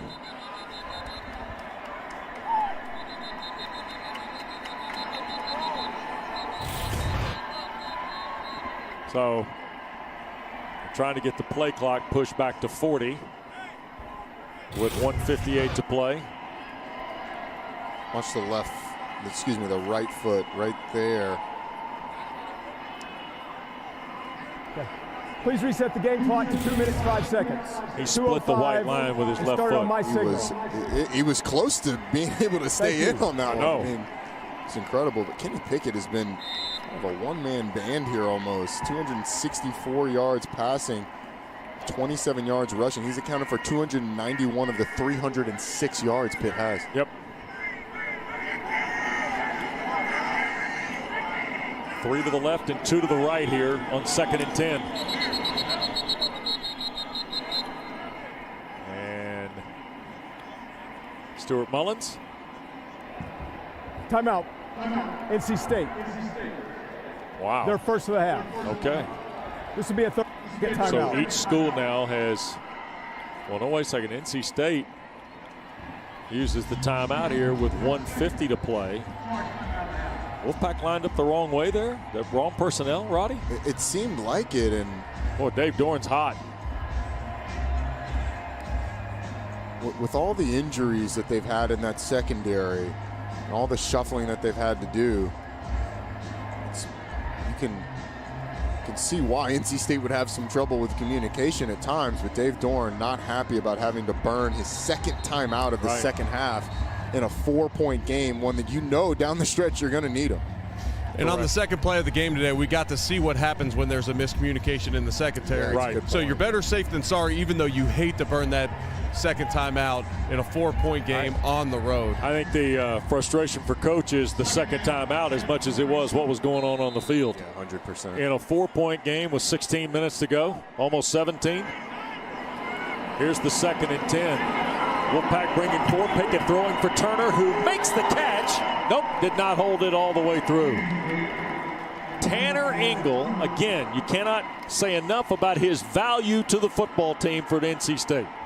One-on-one coverage with DJ Turner, and Engel does a nice job of recovering. I mean, he's beat here, but does a nice job of playing through the hands of DJ Turner and forcing the ball out. That's picture perfect way to play after you get beat. Forget about the initial part of it, but the recovery is picture perfect. So now 3rd and the full 10 for Pickett.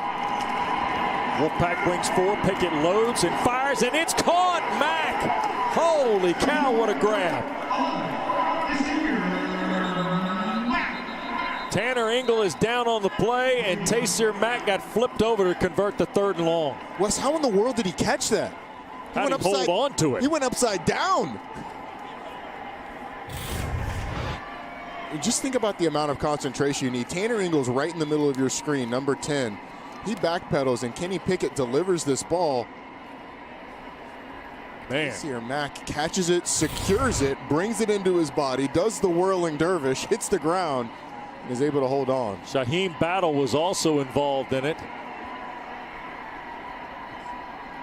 But Taysir Mack holds on, and now Pittsburgh's got 1st and 10 at NC State's 24. You know, Tanner Engel, who I think maybe twisted an ankle earlier, now might have a banged up shoulder. It was hard to tell what they were tending to, but nonetheless, he's up and got his helmet and walking off the field. Yeah, he's a heartbeat guy. But on the other side, Taysir Mack, when you asked Coach Narduzzi about him earlier this week, he said, look, Taysir Mack has been in the battles with us. I know that when you throw the ball to him and someone needs to come down with it, I've got confidence that Taysir Mack will come down with it. Yeah. Catches like that are exactly why. And after a couple early drops in this game by Taysir Mack, which weren't super accurate throws, he came to the sideline right in front of me and started working with number 28 Wright. He had Wright throw him the football over and over and over, and you love to see a guy that puts in that type of work off the field get the results like that on the field. Kenny Pickett, 277 yards, now looking for the go-ahead score. Turner the catch at the pylon, and Pittsburgh takes the lead.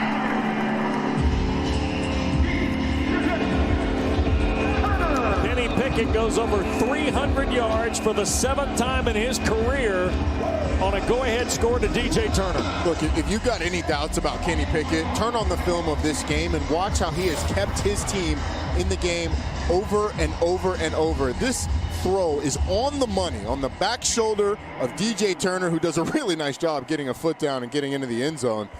But Kenny Pickett on that drive extended it with his legs, made some fantastic throws, was helped with some fantastic catches, and Pitt's able to take the lead. They're going to review the catch and score by Turner. And with Jordan Addison going out, Roddy, we were talking before the game. Jordan Addison had 2 times as many catches as the next closest guy, DJ Turner. They're going to take a look to make sure this is a completed catch, and off the replays that we've seen, it's clear that he's in the end zone. Does that left foot go out of bounds before he crosses the goal line? There's nothing definitive there, But that's going to be the question. Remember, the call on the field's a score, too. Yeah, this will give us a little bit better look on whether or not that foot's out. Right's clearly in. So it's a catch. Left is right on the line. Can you tell? I don't. From what we've seen, there's not enough to overturn it, in my opinion. If it stands, it'll be a 9-play, 73-yard drive in under 3 minutes. Again, I don't see how you can overturn it based on what we've seen. It's a great job of our camera crew. Absolutely. Getting those multiple angles, but it's just not the definitive look of the foot out of bounds and the ball not in the end zone, what you would need. See there, you don't have the definitive look of the foot. Our producer, Russ Winham, our director, Tim Sutton, our great ACC Network crew here. If for some reason it is ruled not a touchdown, it'll be 1st and goal at the 1 again. And after the last goal line stand by the Wolfpack, I know this Pitt offensive line, Mark Whipple, Pat Narduzzi, everybody's hoping that they call it a touchdown here. They just had tremendous struggles when they've gotten the red zone, and they've had 2 touchdowns today, both outside the red zone, and maybe that's the key. Big plays for this Pitt offense and not grind it out the entire drive, take shots down the field. Pat Narduzzi says it's a touchdown. He said it a couple different times. They have a video board, pretty extensive video board here at both ends of Heinz Field, so Dave Dorn's looking at one. Coach Narduzzi stared up to the one going toward the river, down to our right, and they're seeing what you're seeing. This is going to be the look. Check out that left foot. I don't think you can tell. I don't think you can overturn it based That's on right. That's it. I really. Here's Stuart Mullins. After further review, the runner stepped out of bounds with the ball at the 1 foot line. It'll be 1st and goal at the 1 foot line. The clock is correct and we'll start on my signal. So we're going to put a little star in the scorebook around that, and we're going to move on.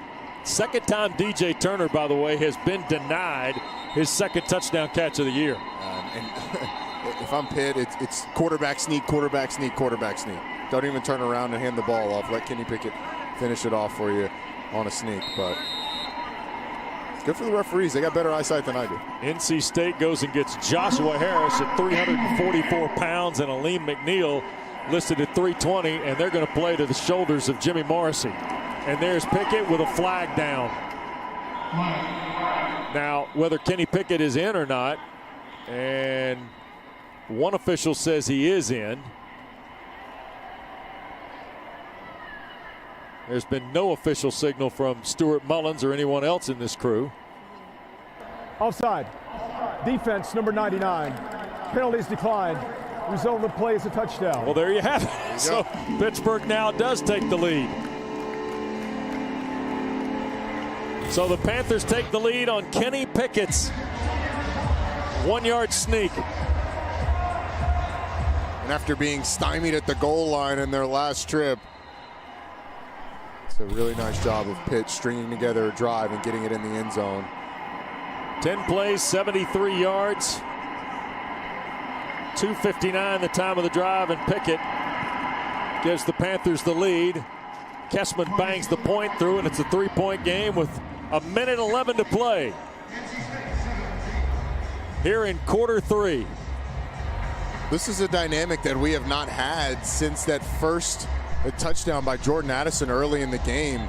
Kenny Pickett has engineered a few drives in the second half to get his team down close, and their ability to be able to punch the ball in the end zone is going to be something that Pat Narduzzi can finally breathe a sigh of relief about. All right, so a 3-point lead now for the 24th ranked Panthers, and NC State's going to get the ball back. And tell you what, how about the Aflac trivia question today, gentlemen?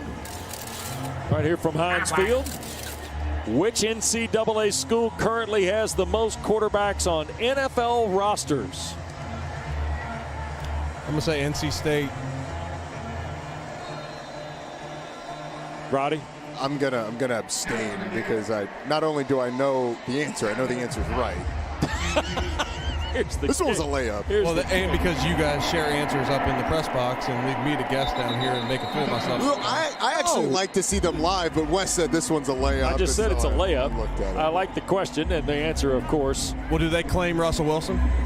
See, there again, this is the question that always comes back on this. As the Wolfpack comes back out, let's give you the answer. And the answer is NC State.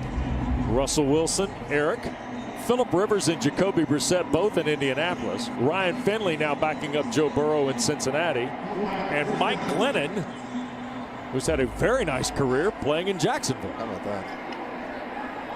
NC State from its 25. 3 of the last 5 drives for the Pack have been 3 and out. Leary trying to change that, looking near side, and Porter Rooks could not measure it. Last time, well, I shouldn't say the last time, late September 2009, Carter Finley Stadium in Raleigh. Russell Wilson went 21 of 35, 322, 4 scores. NC State beat Pittsburgh 38-31 that day. Just glad they didn't pull out the film when we played Georgia Tech in 2010. Here's the catch by Rooks up the far side toward a first down. Up close and personal look of how good that guy was going to be. But Devin Leary has been really good today as well. He missed the corner route on that first play. That's a throw that he wants back, but a nice job getting him a third and manageable. And this conversion could go so far to getting NC State back on the right side of things. They were able to string something together on the last drive. Let's see where they go here. It's been a while since they've been able to run the ball as forcibly as they did in the first half. Pittsburgh looks like they're going to bring some heat here. Bam Knight into a stack on 3rd and short. Nothing. The Panthers are not going to post big sack numbers today, Roddy. But here in the second half, they've been pretty stingy. They've really settled down in stopping the run. I mean, NC State had such success running the football early, and this offense is still on the field. Well, I believe they'll just take it to half and be able to think about it as it is fired up. This defense has really settled down in the second half. You betcha. 3rd quarter is over at Heinz Field. 24th ranked Panthers back in front on Kenny Pickett's 1-yard plunge. Last bit.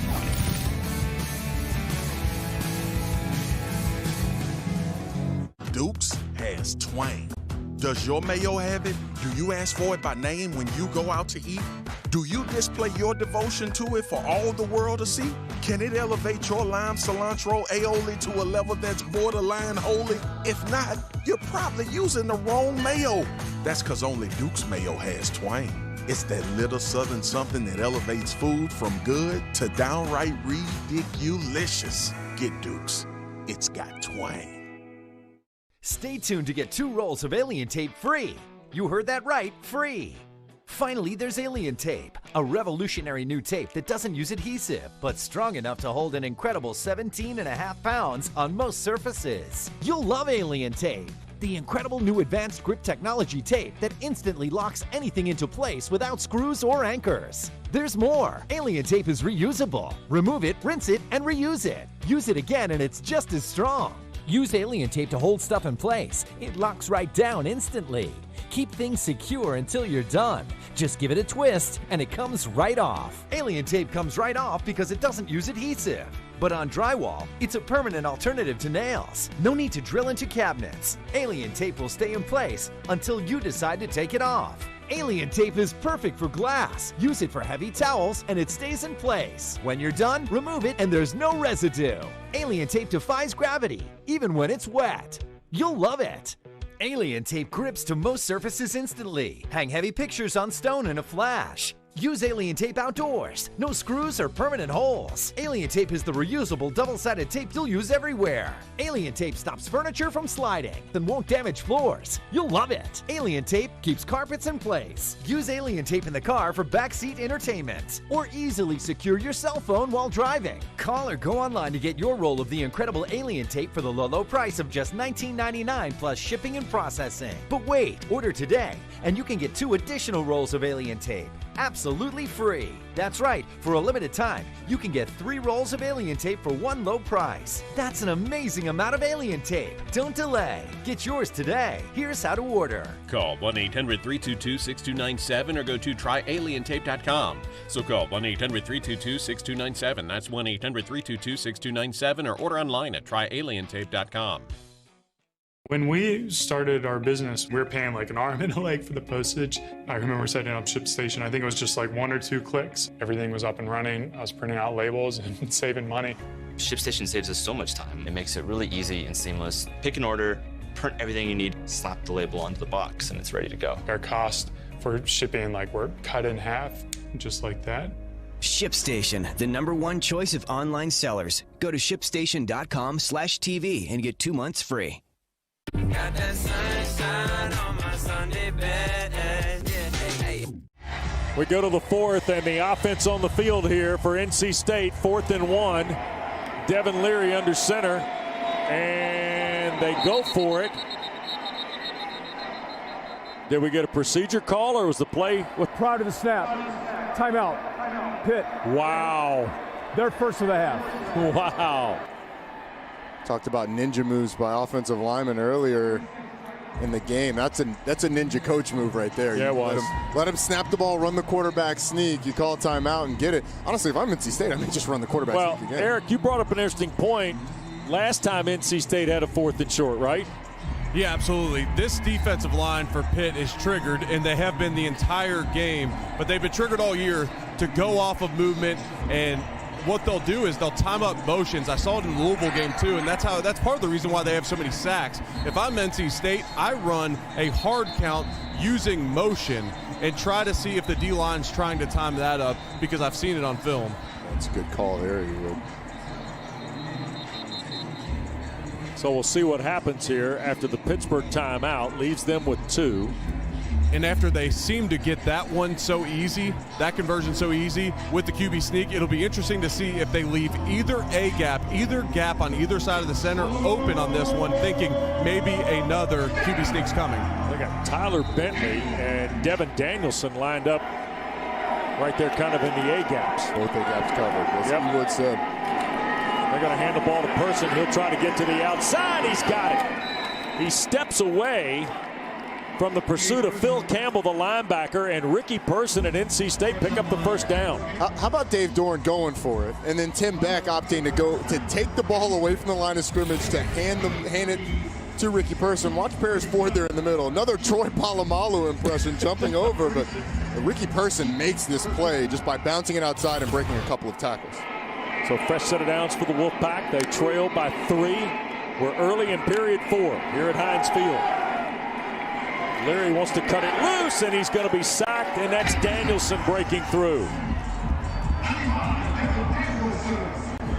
Devin Danielson gets his first sack of the year, and this is a guy that's probably the most unheralded on this defensive line. He's asked to just sit there in the middle, take on double teams. That time does a nice job, an inside move, and gets to Devin Leary. But let's just say Randy Bates had some colorful words to describe the job of Devin Danielson on the inside of that Pitt defensive line. Oh, man. Leary on a play fake. Back foot throw is caught. And Emeka Emezi at the 41-yard line. That's a tough throw by Leary. It was a really tough throw. He had some pressure in his face. It would have fading away. Just is able to muscle it out to Emeka Emezi and get to a 3rd and manageable. So 3rd and about 5. And the tempo of NC State getting up to the line prevents Pitt from going to that Delta package where they're playing with 3 down linemen, keeps them in the same personnel package. Leary, pocket collapsing, he'll throw it away. Looked like Roddy, he wanted to go wide side at the right, and then all of a sudden, that law firm in Pittsburgh was at work again, Weaver and Jones. They are open for business on Saturdays, Wes. My goodness. Billing hours start early, too. But he had Thayer Thomas on an out to the top of the screen, and Pitt did a great job of covering it on the back end. That ball was supposed to come out quick. Leary did such a good job of that in the first half. Nowhere to go with the ball. has to throw it out of bounds. After the successful fake punt by Louisville a week ago, Pat Narduzzi electing to keep his entire defensive line and linebackers on the field for this 4th down. Yeah, 8 plays and a punt for the Wolfpack. Turner, who's really been a factor in the second half as a wide receiver, is deep. And what do we get here? Delay a game? Delay of game. I can assure you. Offense. 5-yard penalty.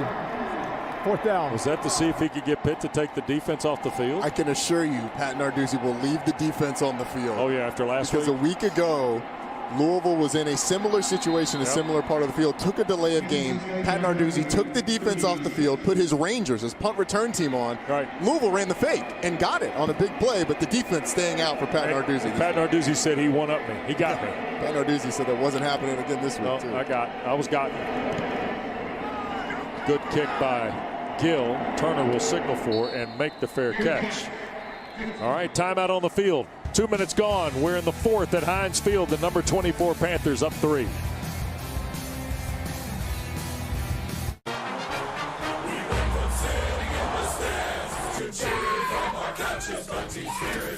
Stronger from inside our own houses. The chips and dips aplenty, and juicy burgers piling, even little tiny sandwiches with stuff made from Food Lion. So cheers to our cheer beer.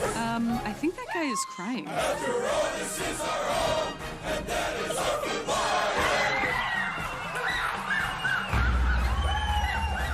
What would Joe Biden's plan do for you? Families with young children could get nearly $7,000 for childcare. Buying your first home, you'll get $15,000 towards the down payment. If you get paid by the hour, your income could grow by as much as $14,000. Older seniors, your yearly Social Security benefits could increase by $1,300. The Biden plan. The wealthy and big corporations pay more, you benefit. I'm Joe Biden, and I approve this message. Hey, feeling good. Got that sunshine on my Sunday bed.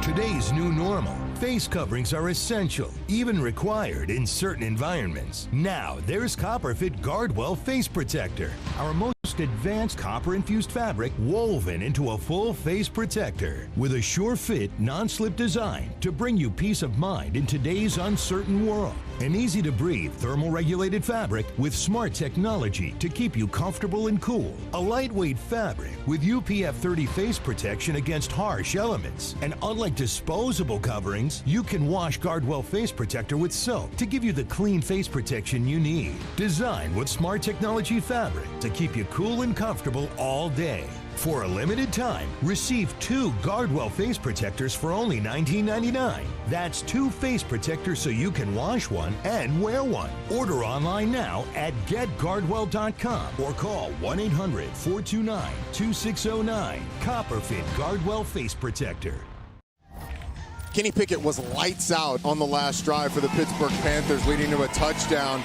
And he did it through the air mostly. A fantastic throw over a linebacker that Taysir Mack's able to bring in. This one, a back shoulder to DJ Turner that put him at the 1-yard line. And it was only fitting that Kenny Pickett plunged in the end zone for the touchdown. He's accounted for 328 of 343 total yards for Pitt. And looking for more here. First down throw, and he'll just bail out to the bench area where A.J. Davis, the running back who's not playing today, makes a pretty good catch in his sweats. Tanner Engel, absolute gamer, Roddy. He has battled here today. He's done that, and now he's going down with a cramp, it looks like. Yep, that's exactly what it is. So Tanner Engel goes down. It's a guy that did not play a week ago against Virginia Tech, and that Coach Doran was so excited to have back. Yep. Second leading tackler, sort of a heartbeat of the team guy. Not the biggest, right, at 188 pounds, but is all over the field. All right, we'll take a break, come back. They tend to... It's bow time. Out of gas on game day? Drop a big bow box on it. Feed a family of 4 with 8 pieces of chicken, biscuits, fixins, and tea. It's bow time. Can't wait to tell everyone about AT&T's big 5G news. AT&T has nationwide 5G? Yep. And that's faster? Faster, yeah. But is it reliable? Uh-huh, and secure. You should consider making a big deal about it. Bigger? I said bigger. Oh, bigger deal, bigger than what I'm doing. It's not complicated. A 5G network needs a 5G device. Now everyone, including existing customers, can get a free Samsung Galaxy Note 20 after trade-in. What if I could buy online at Discount Tire and get the same advice I get from the experts in the store? You can. Our Treadwell Tire Guide finds the perfect tire for you based on your driving habits. So simple. It's genius. Find out more at discounttire.com. My son needs this drug. I hope it doesn't cost too much. I hope my insurance pays for it. Can you tell me how much this will be? 67. Sorry. Wait, have you heard about GoodRx? GoodRx finds free coupons to help you save up to 80% on your prescriptions. Wow. I had no idea. GoodRx. Stop paying too much for your prescriptions. Somewhere along the way, Western boots got too expensive. And the styles? Well, Tecovas fixed that. We make handcrafted, high-quality Western boots for a fair price. Find your pair at tecovas.com. Get a big bow box delivery and feed the whole family. It's bow time. Listen up, fans. You could win big. Every week, we're giving away free Bojangles for an entire year. Hurry over to Bojangles.com/free to enter for a weekly chance to win. More ACC football to come here on ACC Network. At 4 o'clock, Virginia Tech and Duke from the fabled Horseshoe on the West Campus, Roddy. And then 8 o'clock, ACC Primetime Football presented by Geico. Virginia visits #1 Clemson. Tigers have won 31 straight regular season games. Curious to see if that Virginia defensive line can have any success against Clemson's offensive line. That's actually going to be a pretty good matchup, I think. Yep. Blue Devils and Hokies should be interesting too, especially after Virginia Tech made a statement last Saturday night against these Wolfpack. Here's Pickett under duress again, hit as he throws, and caught Turner. That'll put him over 100 yards. DJ Turner into NC State territory to the 37-yard line. What a factor DJ Turner's been in the second half. But come on, Kenny Pickett. I mean, coming into this game, and I think the talk around Kenny Pickett is where does he rank in the ACC in terms of quarterbacks? Pat Narduzzi's not having it. It's because of plays like that. I mean, that is an off-balance throw 30 yards downfield that he puts on the money to DJ Turner, who's able to create a big play. I have been really impressed with Kenny Pickett here today. 7th career 300-yard game for Kenny Pickett. That's Vincent Davis on the far side. He got shoved out of bounds toward the 25. And trailing by 3, NC State's defense that has dictated some of this afternoon finds itself now really battling the Panthers. Well, this Pitt offense has been much better in the second half, and Kenny Pickett's a big reason why. Mark Whipple, when we asked him about whether or not he talks to Kenny Pickett about NFL things, what he needs to work on, he said, we talked about that in the offseason. Kenny knows that he's got NFL potential, but all Kenny wants to do is get better for his team. Pickett again. Over the head of Mack, a flag is thrown in behind it. This is going to be a hold on Carter Warren, the left tackle, battling with Daniel Joseph. Holding, number 77, offense, 10-yard penalty, first down. It is indeed on Warren. Mark Whipple, the offensive coordinator, with just an unbelievable resume at all levels of football, Roddy. It's a guy that's been around it in the league. He's been around it college as well, has a head coach experience, which sort of gives him that big picture perspective. And when he talks about Kenny Pickett, you can tell he loves to work with him. And you're seeing why today. Davis, a couple of yards toward the 32. And second down coming up after the penalty. We've got an injured NC State player down. It looks like it might be C.J. Clark, who played in a couple ball games last year. He is the cousin of the former Wolfpack defensive lineman B.J. Hill. B.J. Hill was a part of that defensive line where everybody got drafted. Yes, sir. Everybody. 11:40 to go. Fourth period of play continues from Heinz Field in a moment.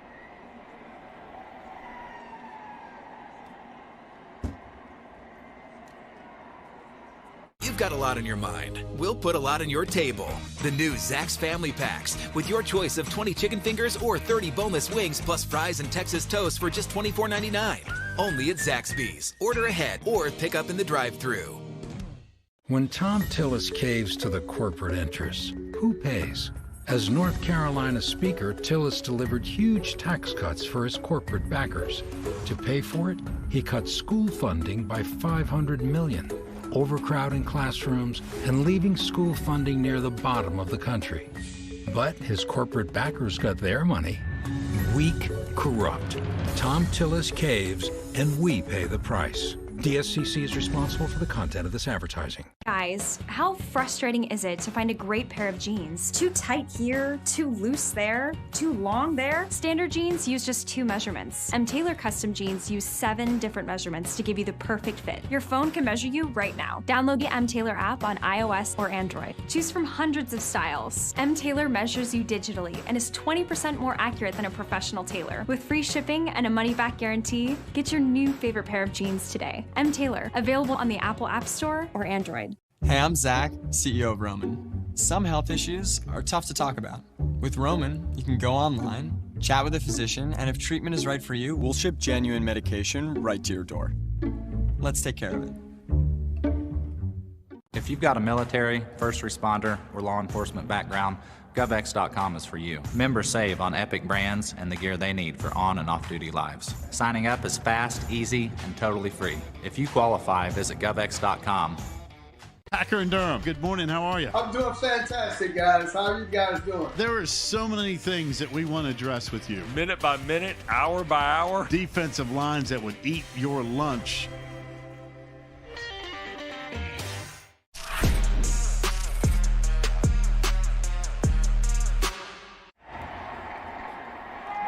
Three-point game.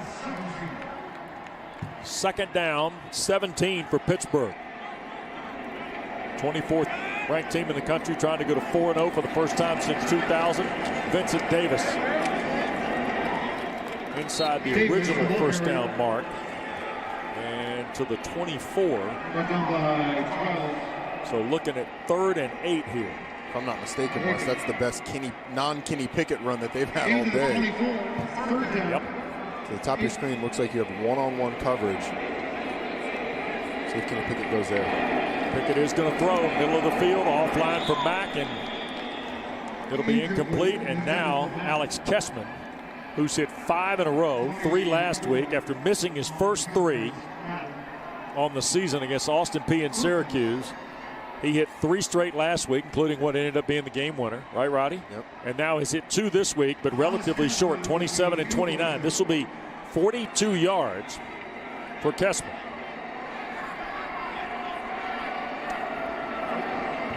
To push the lead to 6. Kick away, and it is good. So Kessman adds his 3rd field goal of the day. And now the Pittsburgh lead is a half dozen at 23-17 with 10:52 to go. And Eric mentioned at halftime, Pat Narduzzi wanted Pitt to cut out the penalties. In large part, they have in the second half, but that drive was stalled by a holding penalty. Right. So that comes back to bite them, and they only get the 3 points out of it. So a 7-play drive, 62 yards in 2 minutes and 15 seconds. You used the term settling down for the Pitt defense earlier. They have settled down in this second half. By the way, Pittsburgh, by my count, after committing, 10 penalties in the first half, only 1, the holding call, here in the second half for Coach Narduzzi's team. There have been 19 total in the ball game. And now it's on NC State in the offense and Devin Leary, who's thrown for just under 200 yards on 18 of 31 to see if he can engineer a scoring drive.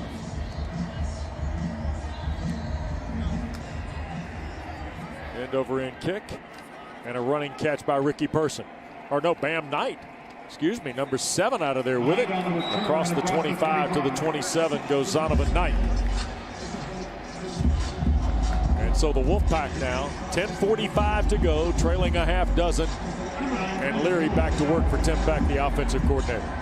And Tim Beck had this offense on the front foot in the first half. They were aggressive in the run game and found some success, but it was really Devin Leary pushing the ball down the field that allowed them to move the ball. So the question is, how does Tim Beck get this offense back going again? They're starting out in an empty set, something they haven't gone to in a while. Pittsburgh has scored 10 straight to take this 6-point lead.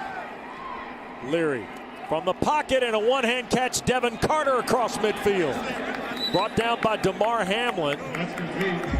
What a big-time catch by Carter. It's as good a catch as you're going to see. I mean, that was a snag over the middle of the field.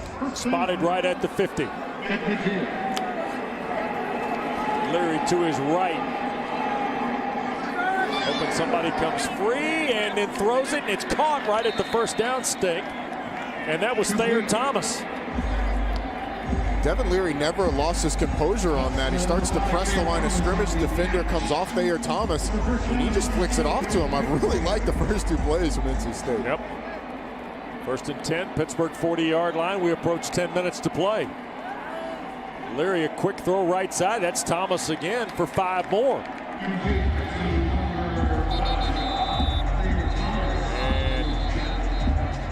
Stuart Mullins asking for timeout, and an injured Panther is down. David Green, the big defensive tackle. And the way he went down after the play, it looks like another cramp. And I'm down here on the sideline. It is not a hot day here in Heinz Field, and a number of defenders, especially on both sides of the ball, have gone down with cramps throughout this game. It's one of those weird days, and maybe it has to do with the weirdness of the season, but there's the snag by Devin Carter. It's as good a catch as you're going to see. Then the 2 to Thayer Thomas. This is the one you're talking about where he just kind of buys his time. And watch him. He presses the line of scrimmage. Yeah. You have Servassier Dennis come off Thayer Thomas, and then he's able to complete it there. And that's just an easy pitch and catch that you'll take every time from Thayer Thomas. Yep. Devin Leary done a really nice job today, Roddy, for NC State. I think we've seen really good quarterback play on both sides for these teams. And Kenny Pickett sort of willed his team at times down the field. And Devin Leary putting the ball on the money, giving his receivers a chance to catch the ball downfield, which sometimes ended up in catches, sometimes ended up in pass interference. And in the second half, he's largely been kept at bay, but he has played well today for sure. Yeah. Meanwhile, they tend to Green here. And this might be a little bit more than a cramping issue, the way they're looking at the left leg.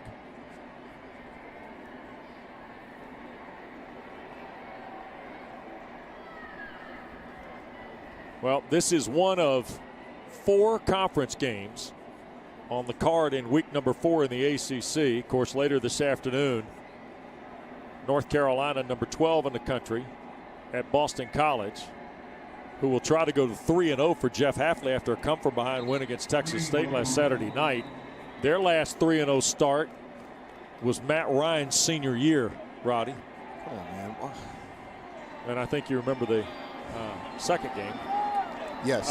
Yes, I do. Virginia Tech and Duke, we've already told you, is a 4 o'clock start. And then at 8 o'clock tonight, Virginia and number 1 Clemson. I'm excited to see North Carolina.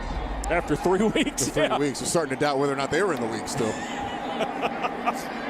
All right, Green off the field. That's Jordan Houston checking to the boundary at the right. Now Leary in trouble, and back to the line of scrimmage. He got knocked down by Kalijah Cansey. Better get ready for Kalijah Cansey, folks. He's going to be in this league a while. Yeah, he certainly will be. He's going to be really good. But NC State's going to mark that formation and motion down because you got Jordan Houston lined up against a linebacker, and I thought he was just going to take off and you're going to take a shot down the field. As it stands, you've got 3rd and 4, it looks like. Well, here it is in the Wolfpack today, 6 of 14, 2 of their last 10. Leary pushing left, throws that side, and Hamlin battling Thomas. Threw his hands up as the ball went by. Incomplete. flag in And the there back. is a marker down on the play. Servassier Dennis lit up Devin Leary as he let go of the Personal ball. foul. Roughing the passer. Oh, wow. Number 32 defense. 15-yard penalty and an automatic. First down. Drive is alive for NC State with 9:09 to go, Roddy. Penalty stops the drive on one side, extends the drive on the other. Pat Narduzzi has his arms up in the air.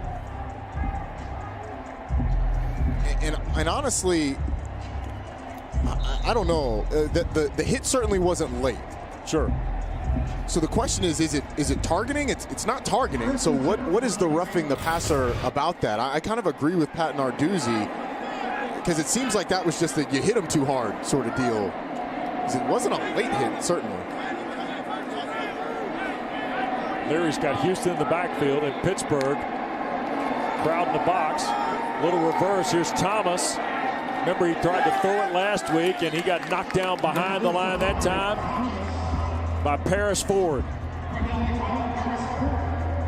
We asked Dave Dorn if they had trick plays dialed up for today against